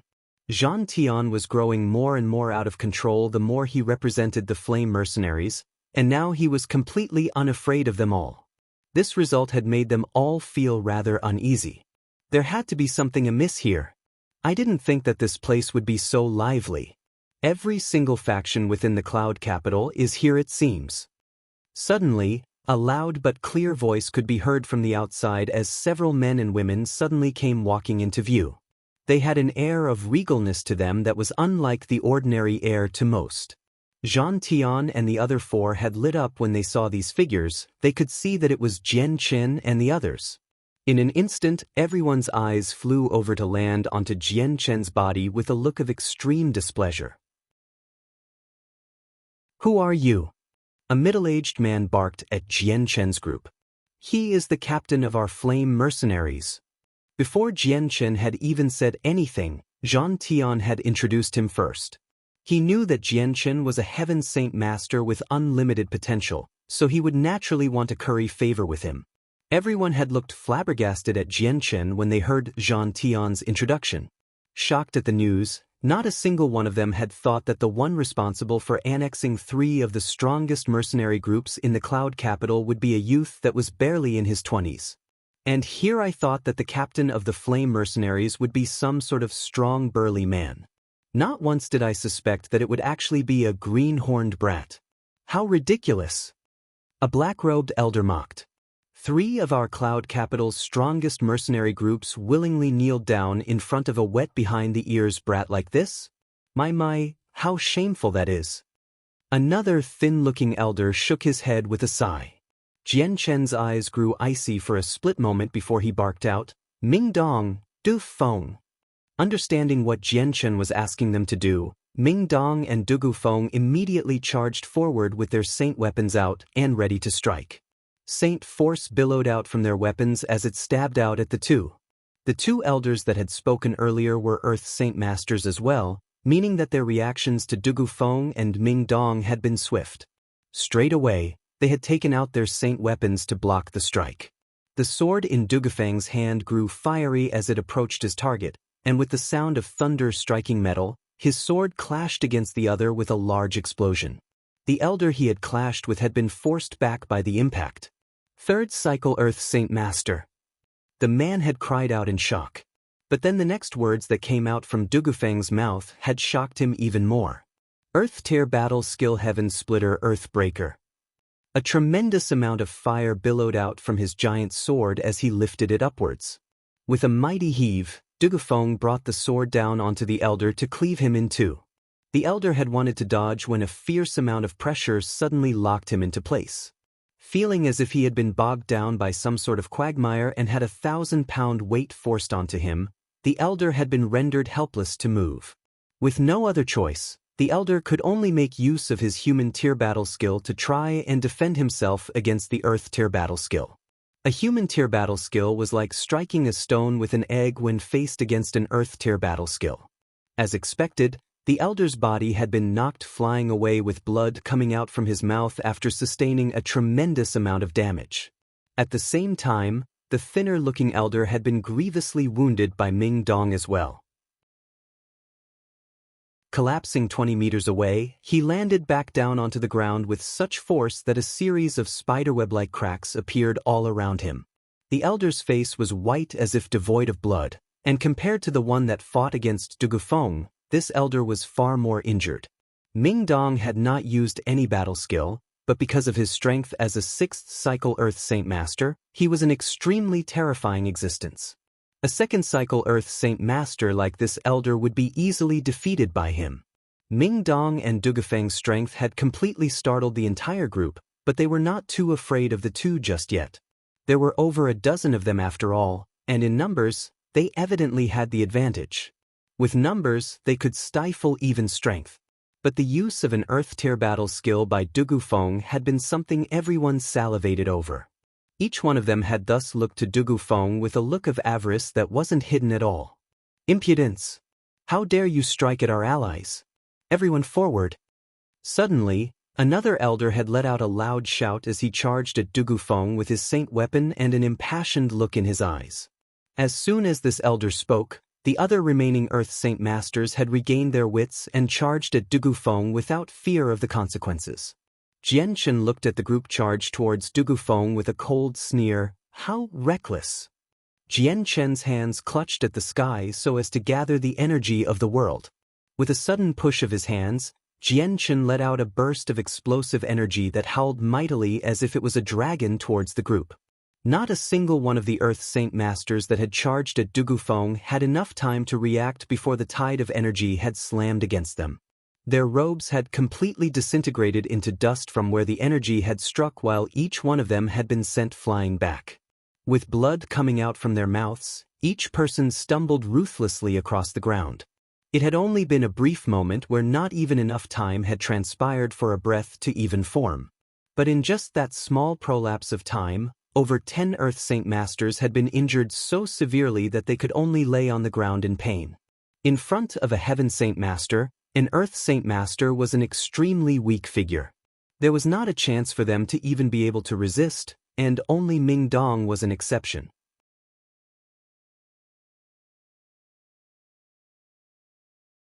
Chapter 585. Fealty from 6 Major Clans. 2.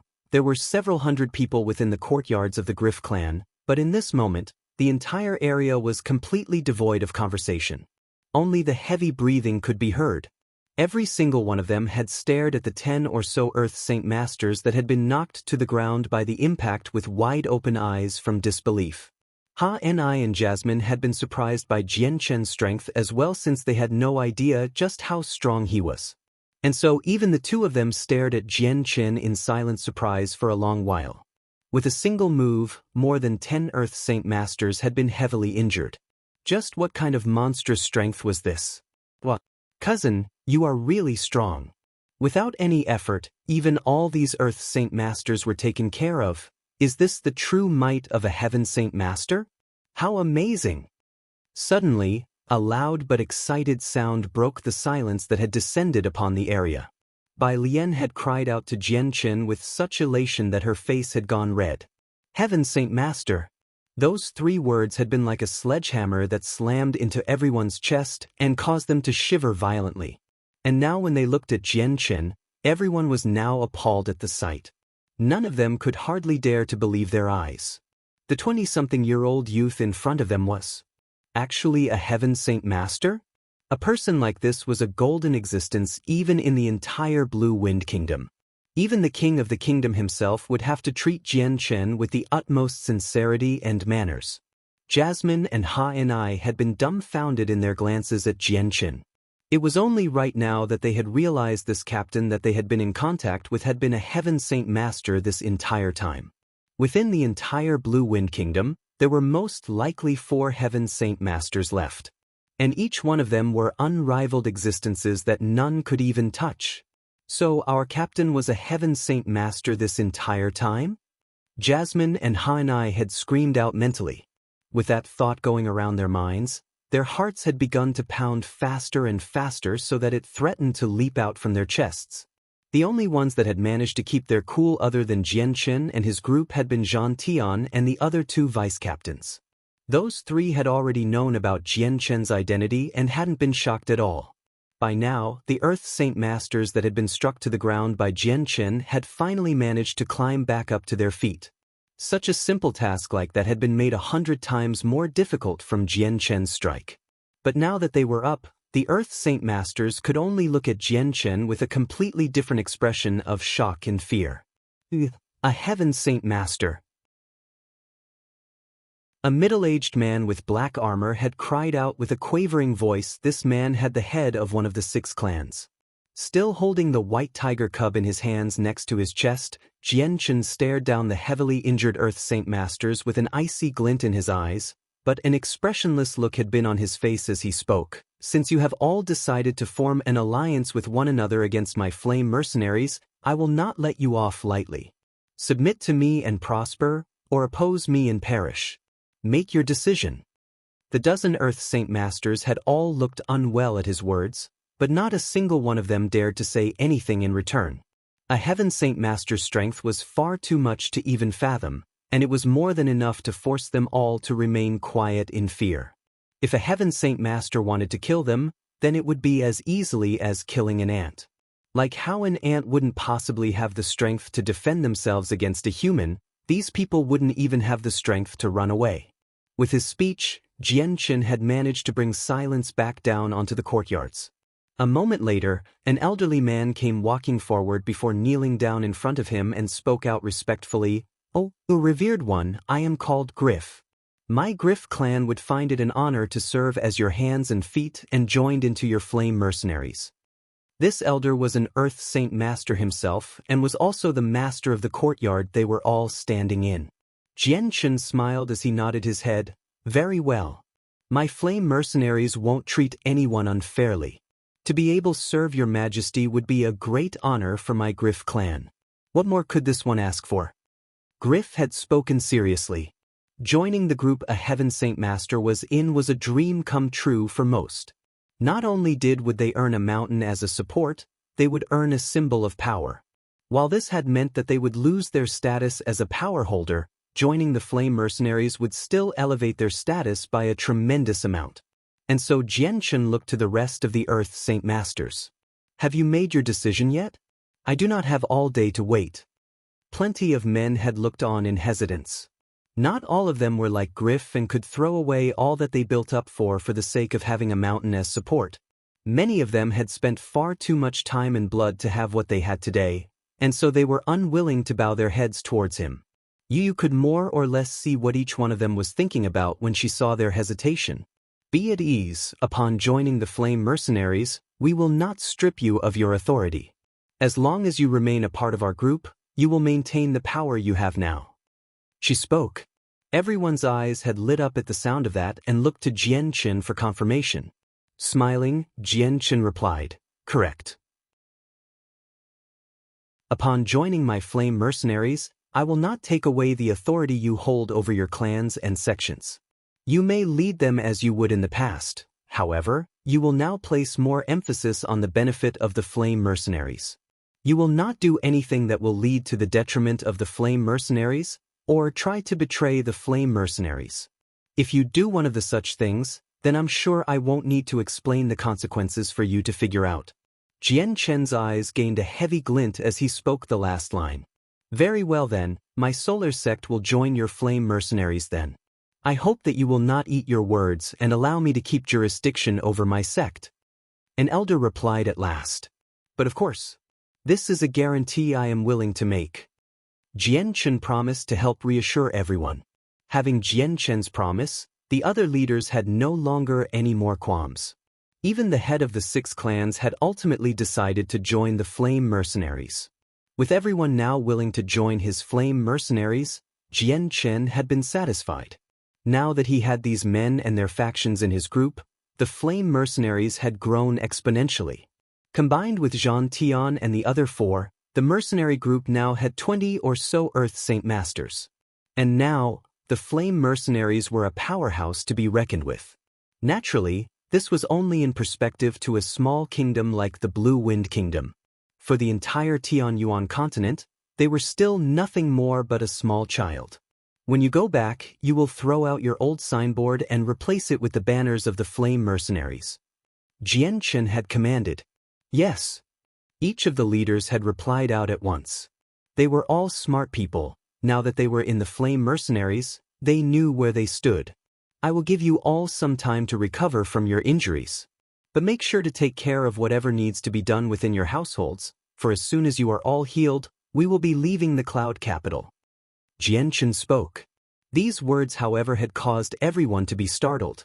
If we leave the Cloud Capital, then the power we've built up within this city will. One of the elders had been unwilling to leave behind the power base he had built up with his blood and sweat for so many years. "A tiny amount of power like this is enough for you to be reluctant? How short-sighted you are. Follow our captain and he will guide you all to greatness. The power you all wield here in this tiny city pales in comparison to the future power our captain will bring us all." Zhang Tian had barked out. And so the doubt in everyone's heart gradually began to melt away. Now that Jian Chen had given them all their respective tasks, everyone had split ways to go off and do as they should. Not a single one of them had remained behind. Even Ming Dong, Zhang Tian, and the others had left as well. Now that the major 6 clans and several other factions had been recruited into his Flame Mercenaries, there wasn't anything else within the Cloud Capital that appealed to Jian Chen. In just 3 short days, Jian Chen had completely monopolized the entire power of the city. "Wow, brother, you're so strong." Each one of those people were joined the Flame Mercenaries without question. If this was Fengyang City, not a single one of those groups would be as strong as the top 3 clans. Bai Lian spoke excitedly. Everything that happened today had been something that she couldn't even possibly imagine even in her dreams. Jian Chen had a kind smile on his face when he saw the excitement that was on Bai Lian's face. The fact that she had called him brother had given Jian Chen a rather warm sensation. Aside from his duty to protect Bai Lian from harm, Jian Chen now felt that he had a duty as an older brother to make her happy. "Bai Lian, since you haven't condensed your saint weapon, you must make sure you keep hard at cultivating. As long as you are strong, you will be able to do what you set your mind to. If you need some monster cores to cultivate, then feel free to ask me for them." Jian Chen spoke. A sour look had immediately spread over her face. "Brother, it's not as if I'm not trying hard enough. It's because my talent at it isn't like yours. No matter how much I try to cultivate, my speed is exceedingly slow. I'm 18 years old and I'm barely at the 6th layer of Saint Force. There's still a very long time until the 10th layer, I'm afraid. But then a sweet smile appeared on her face afterwards as she laughed. But that's not important. As long as I have a brother like you to protect me, no one will dare bully me.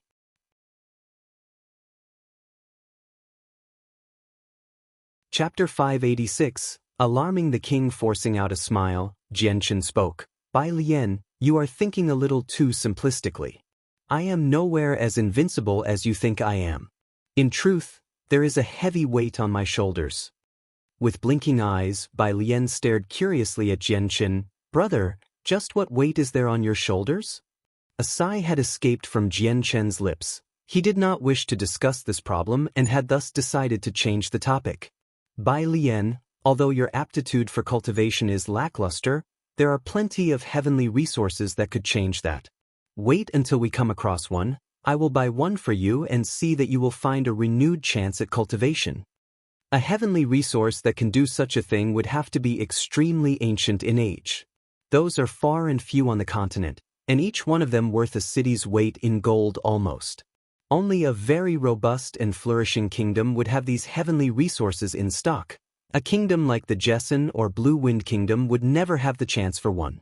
In other words, to come across one would be very rare. The usually very quiet De Gufeng spoke. Wait until we have the chance to explore. I'll do my best to go and find if there are any heavenly resources that fit the description. Jianchen laughed. As of right now, the amount of gold Jianchen had could rival a kingdom. The loss of money for the sake of a heavenly resource would not bother him at all. And even Bai Lian had felt a mellow warmth in her heart and a smile on her face when she saw the care and concern Jianchen had for her. With that said and done with, Jianchen turned his attention to Tai Ta, who was currently seated on top of his magical beast mount in stone-cold silence. Having known Tai Ta's personality and what his expression meant, Jianchen could tell that it would still take some time before Tai Ta would finally adjust to survival on the continent. Tai Ta, all that you've personally seen so far are just par for the course on the Tianyuan continent. A continent where the strong eat the weak and where only the strong have the right to speak. To survive, you must be strong, and without power, there is no point in any discussion. Jianchen spoke. A forlorn expression was on Tai Ta's face when he looked up to Jianchen. Jianchen, this world is far too cruel. I feel as if this is a land where bandits roam. That is an apt analogy. The world has always been like this. Without power, you will only be bullied by another. With power, everyone will fear you and would dare not anger you. What just happened in the courtyards of the Griff clan is only proof of that. Jianchen laughed. Ha, big fellow, you're already such a big person with a mean-looking face yourself. But your heart is pure, what a twist. Ming Dong laughed. Tai Ta's face had reddened when Ming Dong had addressed him, but instead of saying anything back to him, Tai Ta had instead chosen to remain quiet. Jianchen's eyes had looked to Yu Yu by his side. She wore a white robe that accentuated the refined grace she had. It had been no wonder that as a princess, she was said to be beautiful even to bring a kingdom to its knees. There had been a twinge of guilt in his eyes, however. She was his fiancée, but he had no idea how he should treat her now. In his mind, he had no idea how to treat Huang Wan either. She loved him and his parents had betrothed him to Yu Yu, but hadn't personally thought anything about it. Even now, he still didn't even know how to approach the question. Now that he had experienced life on the Tianyuan continent himself, Jianchen had came out from this experience with plenty of enemies. Some of these enemies were saint rulers in isolation, and this had been the instrumental source of stress, a weight so heavy on his shoulders that it may as well be a mountain. For the sake of improving his own strength, Jianchen had to throw away any superfluous thoughts on settling down. All were ants in the eyes of saint rulers. This was something Jianchen knew, and he also knew that unless he had the strength of a saint ruler, he would never be able to hold his footing within the continent. But how could becoming a saint ruler be that easy? Even though he had managed to absorb fragments of the mysteries of the world during his stay in the Holy Lands, Jianchen still had a long way to go before he could even come into contact with that realm. Yu Yu's face had gone slightly red when she noticed Jianchen's attentive stare at her. Gingerly shifting over to him like a bashful deer would tiptoe over to the bush, she whispered to him, "Jianchen, was there something you wanted?" As if shaken awake, Jianchen gave her a glittering smile. This is the first time you traveled the continent as well. Are you accustomed to how the life of a wanderer is now?" Smiling sweetly, Yu replied, "I am rather fond of this lifestyle. Every day is another day where I get to experience and see something new in the world. There's just so much to this world unlike what there is to be seen in the palace." Every day was spent in boredom and the same scenery, and leaving the palace was very troublesome. In the past, I was able to see what the world might have looked through the books in Kargath Academy. It was these books that made me yearn to travel the continent, and now I can finally see the sights for myself. Yu smiled in bliss. The world may be magnificent, but there are just as many dangers as there are sights. Every place of the world has plenty of risks and dangers that could end up as a fight to the death. Every day is a day that a person will die. A peaceful life is not something that anyone could experience. With some slight bitterness to her face, Yu responded to him, "Jianchen, your strength is far more than enough to step across the continent as you please. Just what weight is it on your shoulders that you cannot put down to enjoy life a little bit?" "AI." Jianchen sighed. "The weight on my shoulder is something I cannot put down. There are still matters that I must resolve." "Just what sort of matters will you tell us?" Yu asked curiously. Jianchen shook his head. "It isn't that I don't wish to tell you, it's just that there is no benefit in you knowing the answer. Let us stop the chat for now and discuss what plans you might have for the Flame Mercenaries, shall we?" And so the group began to discuss the matters of the Flame Mercenaries as they traveled on the road back to their inn. Although they had now monopolized every single powerful faction within the Cloud Capital, they were still staying within the inn from before. At the same time they had entered the inn, every single leader that had just joined the Flame Mercenaries had made it home as well. The very first thing they had done was to have someone tear down their signboards and replace it with the name of the Flame Mercenaries. Jianchen's actions had flown at incredible speeds around the Cloud Capital. Soon enough, practically everyone had heard and learned about how the equilibrium of power had been completely and thoroughly shattered. In the past, there had been many factions vying against each other, but now, there was only a single faction left. In the 3 whole days that the Flame Mercenaries had been in the city, they had managed to overcome everyone's expectations, and so the entire city had been set abuzz with this as their topic of conversation. When the Lord of the Cloud Capital himself had heard what had transpired, his entire person went as stiff as a board. He simply couldn't believe what he had heard. The 10 or something factions that had once been separate were now united. With their powers united, they were now stronger than not only the city lord, but most of the factions in the Blue Wind Kingdom. A fact that was completely shocking to think about. A very serious problem had popped up in front of the Lord now. His power as the Lord of the city was practically for show now, and if the Flame Mercenaries were to try and do something in the city, there would be no way for him to do anything but to stand and watch by the sidelines. Just what sort of god is the captain of the Flame Mercenaries? If he is able to unite so many factions together under his banner, just what is he made of? The Lord had spoken with narrowed eyes. The robustness of the Flame Mercenaries had caused the man no small amount of discomfort. The Flame Mercenaries has already evolved to a point where even I cannot do a thing about them. All that's left for me to do is to report this to the king himself. The Lord muttered before hastily writing a letter to send off to the Imperial Palace with the utmost haste. Nearly half a day later at the Imperial Palace of the Blue Wind Kingdom, the king had been sitting in his study room when he received the letter. Reading it, his face grew more and more solemn, and the further he read, the more his eyebrows furrowed together. A long while later, the king had finally put down the letter with a questioning mutter. "Flame Mercenaries? Just where in the world did they come from?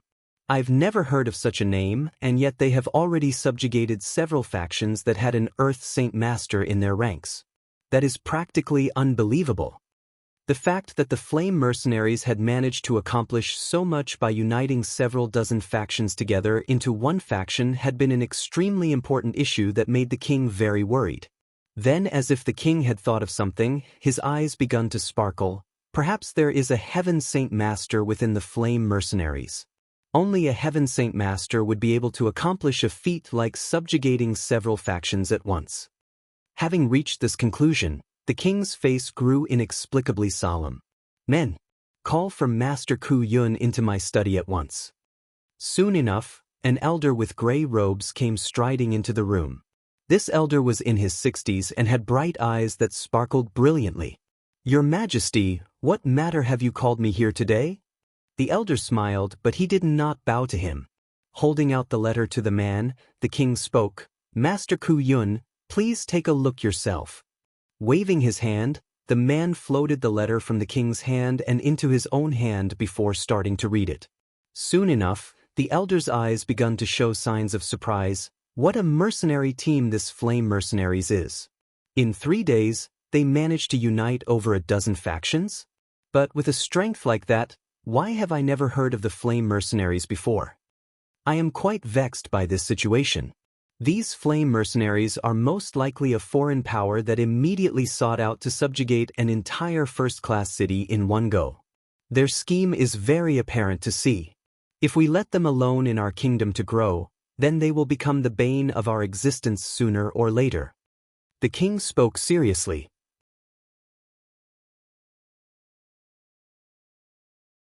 Chapter 587. The Advent of a Powerful Enemy. Your Majesty, are you saying to get rid of this group? The elder inquired. A hum escaped from the king's mouth. I wouldn't say get rid of. The fact that another strong individual has appeared within the Blue Wind Kingdom is a boon to us as a whole. But I fear if he is an outsider and has come into our kingdom to expand his influence before taking those men and leaving the kingdom. Should that happen, the damages to our kingdom would be huge. We have only just finished a war with the Jessen Kingdom. Our weakened kingdom definitely cannot sustain another crippling. Then what does your Majesty believe needs to be done? Master Ku Yun, I'll be troubling you this time. I hope that you will be able to investigate the Flame Mercenaries yourself and see what their goals are. If they wish to stay within the kingdom as they try to grow, then I will of course welcome them. But if they wish to steal away people or anything else that could affect our kingdom negatively, then we must strike them down at once without mercy. The king spoke. Understood, I know what needs to be done. The elder nodded before turning around to leave. One moment, Master Ku Yun. The king called out to the elder. Master Ku Yun, your king is worried that there will be a Heaven Saint Master within the mercenary group. So before you leave for the Cloud Capital, take some people with you. Thank you for your concern, your Majesty. A brief smile and bow was given to the king before Ku Yun continued on his way out from the study with his head high. As soon as the king saw Ku Yun leave the room, a wave of concern washed over him. Why do I feel so much unease? Is it because of this Flame Mercenaries? Will it be this newly made mercenary group that will be a scourge onto my Blue Wind Kingdom? He had remained seated where he was with a grim expression. After the battle of the Jessen Kingdom, the kingdom has lost 4 of 8 Heaven Saint Masters, and even the remaining 4 are all heavily injured. I hope that this feeling of unease is just a feeling. Within the Cloud Capital, discussion had run rampant throughout the next 2 days. Whether it was the main streets, hidden alleyways, or the restaurants and inns, everyone could be heard talking about the Flame Mercenaries. The Flame Mercenaries had appeared in the Cloud Capital as if out of thin air. Then with unbelievable speed, they had combined the powers of the first-rate factions into an even bigger entity. News like this would definitely cause a major buzz within the city. Consequently, this had caused the second- and third-rate factions to feel slightly nervous. For the entire day, they had been extremely nervous to the point of having some clans electing to temporarily leaving the city and hide away until the crisis was gone. They were afraid that the hands of the Flame Mercenaries would stretch towards even them. Many if not all of the factions did not want to lose the power they had worked for to become a lackey for another. Of course, not every of these factions had been like that. Some of them had even took the initiative to look for the Flame Mercenaries in hopes of joining it. When the dozen major clans that had initially joined were given the command from Jianchen, they began to accept all of the newcomers into the mercenary group without declining a single one. Right now, the flame mercenaries needed new blood to join the flame mercenaries. When it came to management, Jianchen wasn't concerned. The dozen clans had enough power to lay down the law on their own and could easily manage their own mercenaries too. From the other side, the lord of the city had not been as happy to see more and more people join the flame mercenaries. The more people that joined, in fact, the more nervous he became. Nothing could be done on his part to ebb this chaotic maelstrom that was happening within his city aside from standing in silence on the sidelines and hope that someone from the kingdom would come in to interfere. It is fortunate that the feral mercenaries are all out on a mission, otherwise they might have been annexed into this mess too. The Lord muttered. In the blink of an eye, the maelstrom had only gotten bigger. 4 days had passed now, and the flame mercenaries had continued to swallow up even more factions into their folds. News of what had transpired in the city had even made its way across the entire Blue Wind Kingdom. No matter if it was a big or small city, each and every one of them had heard about it.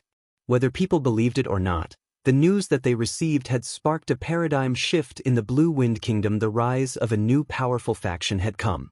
A long ways away from the cloud capital was the first-class Tianlong city. Within the biggest mansion in the city stood a middle-aged man. Cloaked in white robes, this man stared out at the pond in front of him with both hands behind his back. This was the lord of Tianlong city. Almost absent-mindedly, the lord began to mutter to himself, "Ah, how unexpected. A truly unexpected event it is.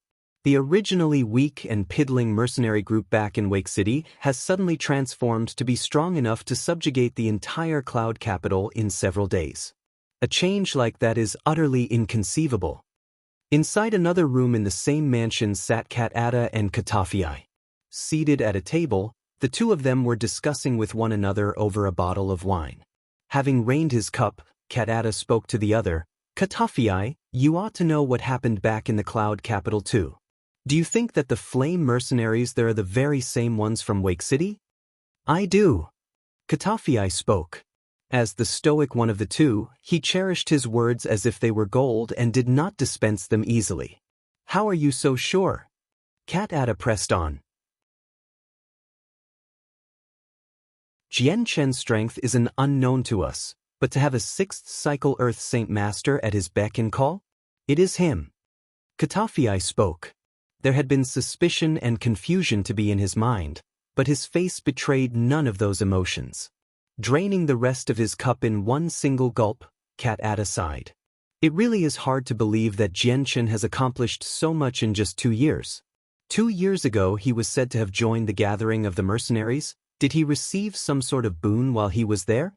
It's a tremendous pity that Mercenary City is nearly worlds apart from our kingdom. Only the most important news would make its way here. Jianchen was at this moment sitting on top of his bed within the inn of the cloud capital. As he was trying to cultivate, Xiaobai continued to roll around on the covers of the bed for amusement. It had been fortunate that the cover was a very simple and inexpensive one, for it had already been torn to shreds by the claws of the tiger cub. Jianchen had not left the inn for several days and spent his time cultivating in his room to wait for everyone else to fully recover and finish what was left before embarking on their trip out from the cloud capital. "Captain of the Flame Mercenaries, make your way to see us at once." Suddenly, a voice like thunder had boomed through the skies. The speaker's voice had been so strong that it seemed to shake the world itself. The streets shook and the buildings quivered. Even the clouds had been blown away to reveal the sun behind it. Everyone had heard the voice to what very well might belong to a god. For a moment, the entire cloud capital was quiet before suddenly erupting into a cacophony of sound. Everyone had turned their heads to the skies as if trying to find the origins of the voice. "I see them, look, over there. 2 men in the skies. Those are Heaven Saint Masters." Suddenly, an excited middle-aged man pointed erratically at a point in the sky with a loud cry.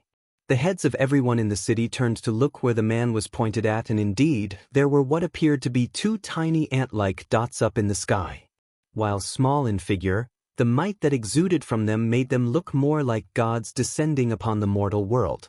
"Those are 2 Heaven Saint Masters. They have to be here to fight the Flame Mercenaries. It's all over for them now." What a calamity for the Flame Mercenaries. With 2 Heaven Saint Masters here, they're ruined for sure. Everyone had been furiously discussing this topic with some hidden glee. But those who had joined the Flame Mercenaries already had gone pale in the face. The lord of the city came scrambling out from his mansion to stare out into the skies at the 2 Heaven Saint Masters. 2 Heaven Saint Masters? His Majesty has sent 2 over them over? Great. This is fantastic. The Flame Mercenaries are definitely ruined now. From every part of the Cloud Capital, several dozen factions that had aligned with the Flame Mercenaries came filing out. When they saw the 2 Heaven Saint Masters floating high in the sky, their faces had gone pale. Those who had been forced into joining had a happy look on their faces, but those who had willingly joined had felt a fearful look spread on their faces. A single Heaven Saint Master was already enough to worry them, but 2 Heaven Saint Masters was a tremendous amount of pressure on them. From within his own room, Jian Chen slowly opened his eyes to look up. At the same time, the doors to his room opened to reveal Ming Dong and the others. Jian Chen, 2 Heaven Saint Masters are here. How rambunctious they are to strut here and there on the skies. Do they think no one knows who they are? Huh? If they're willing to try it, I'll beat them black and blue until they run away. Ming Dong laughed. In his eyes, a Heaven Saint Master wasn't some sort of unreachable entity he could not chase up to. Captain of the Flame Mercenaries, come on out at once. Don't think that hiding away in the city like a tortoise will help you. This time, another voice had exploded out from the skies with a reverberating echo. The loud voice had angered Ming Dong. Who the fuck is that to be so aggressive sounding?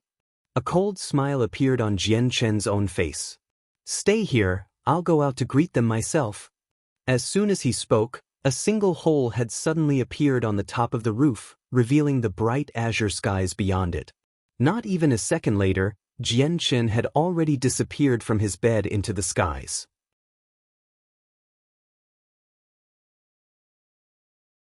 Chapter 588. A battle that entrances the entire city above the skies of the Cloud Capital. The 2 Heaven Saint Masters from the Blue Wind Kingdom towered over the ground like 2 gods watching over the mortal realm. And on the streets below, countless of bystanders craned their necks to look up. For these 2 Heaven Saint Masters, everyone could only look at them with expressions of admiration and uncontained worship. The realms of Heaven Saint Masters was a realm that mercenaries could only look at in yearning. Talks of reaching this realm was merely just talk. Out of the millions of people in the Blue Wind Kingdom, not even 10 of them were Heaven Saint Masters. Suddenly, an azure streak of light zipped into the skies. In the blink of an eye, the light had already risen 500 meters to near the 2 Heaven Saint Masters. The speed of this light had been so fast that the bystanders on the streets hadn't even seen it clearly or where it had even come from. Everyone look! Another Heaven Saint Master has appeared. Do you think he's the captain of the Flame Mercenaries? He has to be.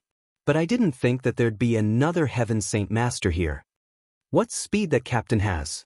I didn't even see where it was coming from. He has to be a very powerful one.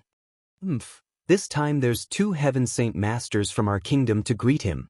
No matter how strong this captain is, there's no way he'll be a match for 2 Heaven Saint Masters. Right now, the eyes of everyone in the city had been glued to the sight in the skies. No matter what it was they were doing, everyone could only stare at this splendid sight for them and discuss to one another furiously. No matter where one went in the city, the streets were jam-packed with people that stood transfixed. Inside his mansion still, the Lord of the Cloud Capital concentrated his eyes onto the 3rd Heaven Saint Master. So, the Flame Mercenaries had a Heaven Saint Master as a captain. He muttered. The leaders of every single faction within the city had stood entranced at the sight as well. Staring at the 3 ant-like objects in the sky, each and every single one of them had found a sudden desire to see what type of battle the 3 Heaven Saint Masters would perform for them. Up in the skies above, Jian Chen and the 2 Heaven Saint Masters stood 20 meters apart from one another. I am the captain of the Flame Mercenaries. Was there something you wished to know? Jian Chen sneered with narrowed eyes. Rooted to where they were in the skies, the 2 Heaven Saint Masters from the Blue Wind Kingdom could only stare with rigid wide eyes at the dreadfully familiar face of Jian Chen. already had their faces gone slightly awry between the two sides was already a pre-existing grudge. The captain of the flame mercenaries was you? One of the Heaven Saint Masters spoke. The expression he had before had disappeared without a trace. Jianchen laughed coldly. Correct. It is this one. Since you were so adamant on calling me out, was there something you wished to tell me? The eyes on Jianchen's face suddenly gained a spark of killing intent in them. Sensing the killing intent from Jianchen's eyes, the two Heaven Saint Master felt their hearts tense up in vigilance. They had first seen each other in the battle with the Jessen Kingdom, and it was there that they saw this youngster kill the Heaven Saint Masters from the Qiangan and the Blue Wind Kingdom himself. In the end, only 4 out of the 8 Heaven Saint Masters from the Blue Wind Kingdom had escaped with their lives. Despite the tender age of this youth, these 2 Heaven Saint Masters knew better than to belittle him for his age. There was absolutely no way possible that they could win against this man. This is an unfavorable situation, we're leaving. The 2 Heaven Saint Masters had immediately resolved to leave the area when they sensed the killing intent from Jianchen grew heavier and heavier. It went without a doubt that should they stay here, the skies above the Blue Wind Kingdom would become a battlefield sooner or later. And under no circumstances did either of the two wish to partake in a battle with a man who could kill Heaven Saint Master after Heaven Saint Master consecutively. Leaving? What makes you think that you can do that so easily? Jianchen laughed. He had no plans on allowing these two to leave so easily. Clenching both of his palms, 2 swords made of fire suddenly materialized out of thin air and shot towards the 2 escapees. Detecting the abnormality behind them, the 2 Heaven Saint Masters thought to themselves, it seems that a battle is unavoidable. The 2 of them had reacted quickly to the attack, and so with a thought, a wave of earth and water suddenly gathered in their hands. Within a mere second, a dragon made of earth and water had formed between the 2 men. Seeing that the 2 men were seemingly competing with him in a battle of elements, Jianchen let loose a sneer on his face. Fire is the strongest of the 6 elements in strength. Even the light and dark elements would be unable to compare. If you wish to fight me with the elements, you will surely be the ones to eat the loss. The Heaven Saint Master controlling the Earth Dragon had not said a word and instead pushed out his hands. With that action, the Earth Dragon flew out with a roar to charge towards Jianchen. Fire is indeed the strongest element of the 6, but my water will put out your fire nonetheless. The other Heaven Saint Master barked out. The aquatic dragon let out a roar of its own before flying towards the blades of fire to devour it. Bang! The earthen dragon made contact with one of the flame swords with an explosive bang. In an instant, the dragon had been reduced to dust before fading away in the skies while the sword had continued onwards, albeit being smaller than before. Before the impact, the sword had been 5 meters long, and now, it had been reduced to a single meter. Another explosion rang out through the skies shortly afterwards as the second flame sword collided with the water dragon.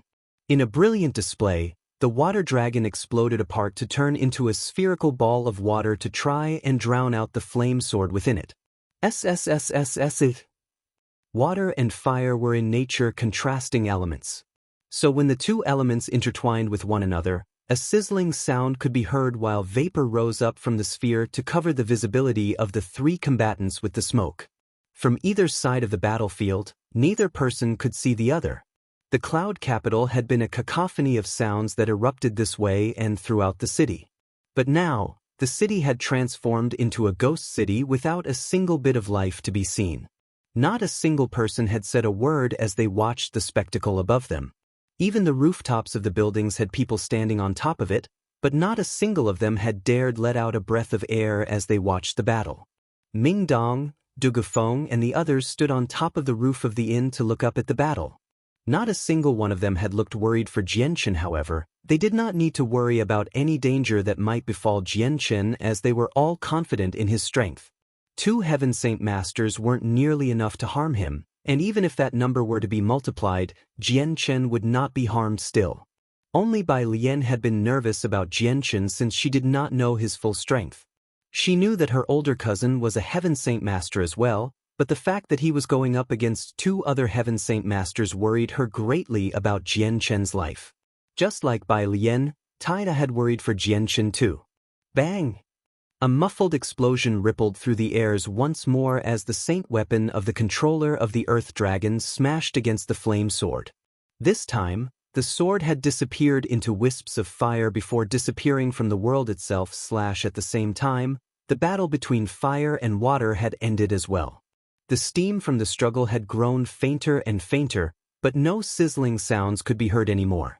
Finally, the three Heaven Saint Masters could see that the water dragon had disappeared without even a drop of water to be seen, while the flame sword had decreased by half its size.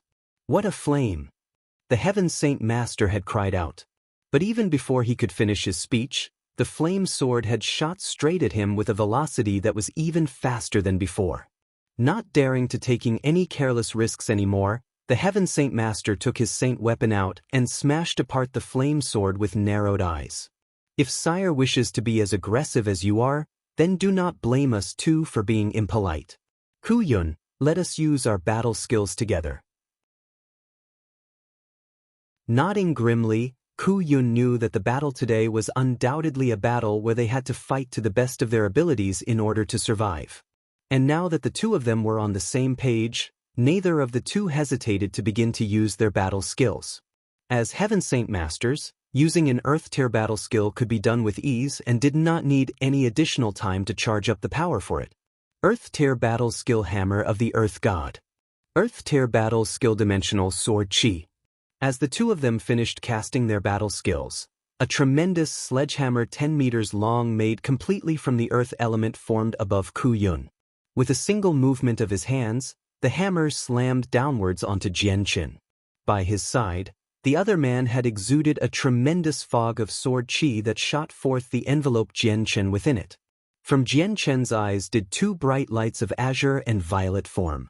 As they gleamed and twinkled, the two lights seemed as if they were two dancing will-o'-the-wisps made from the powers of a different world.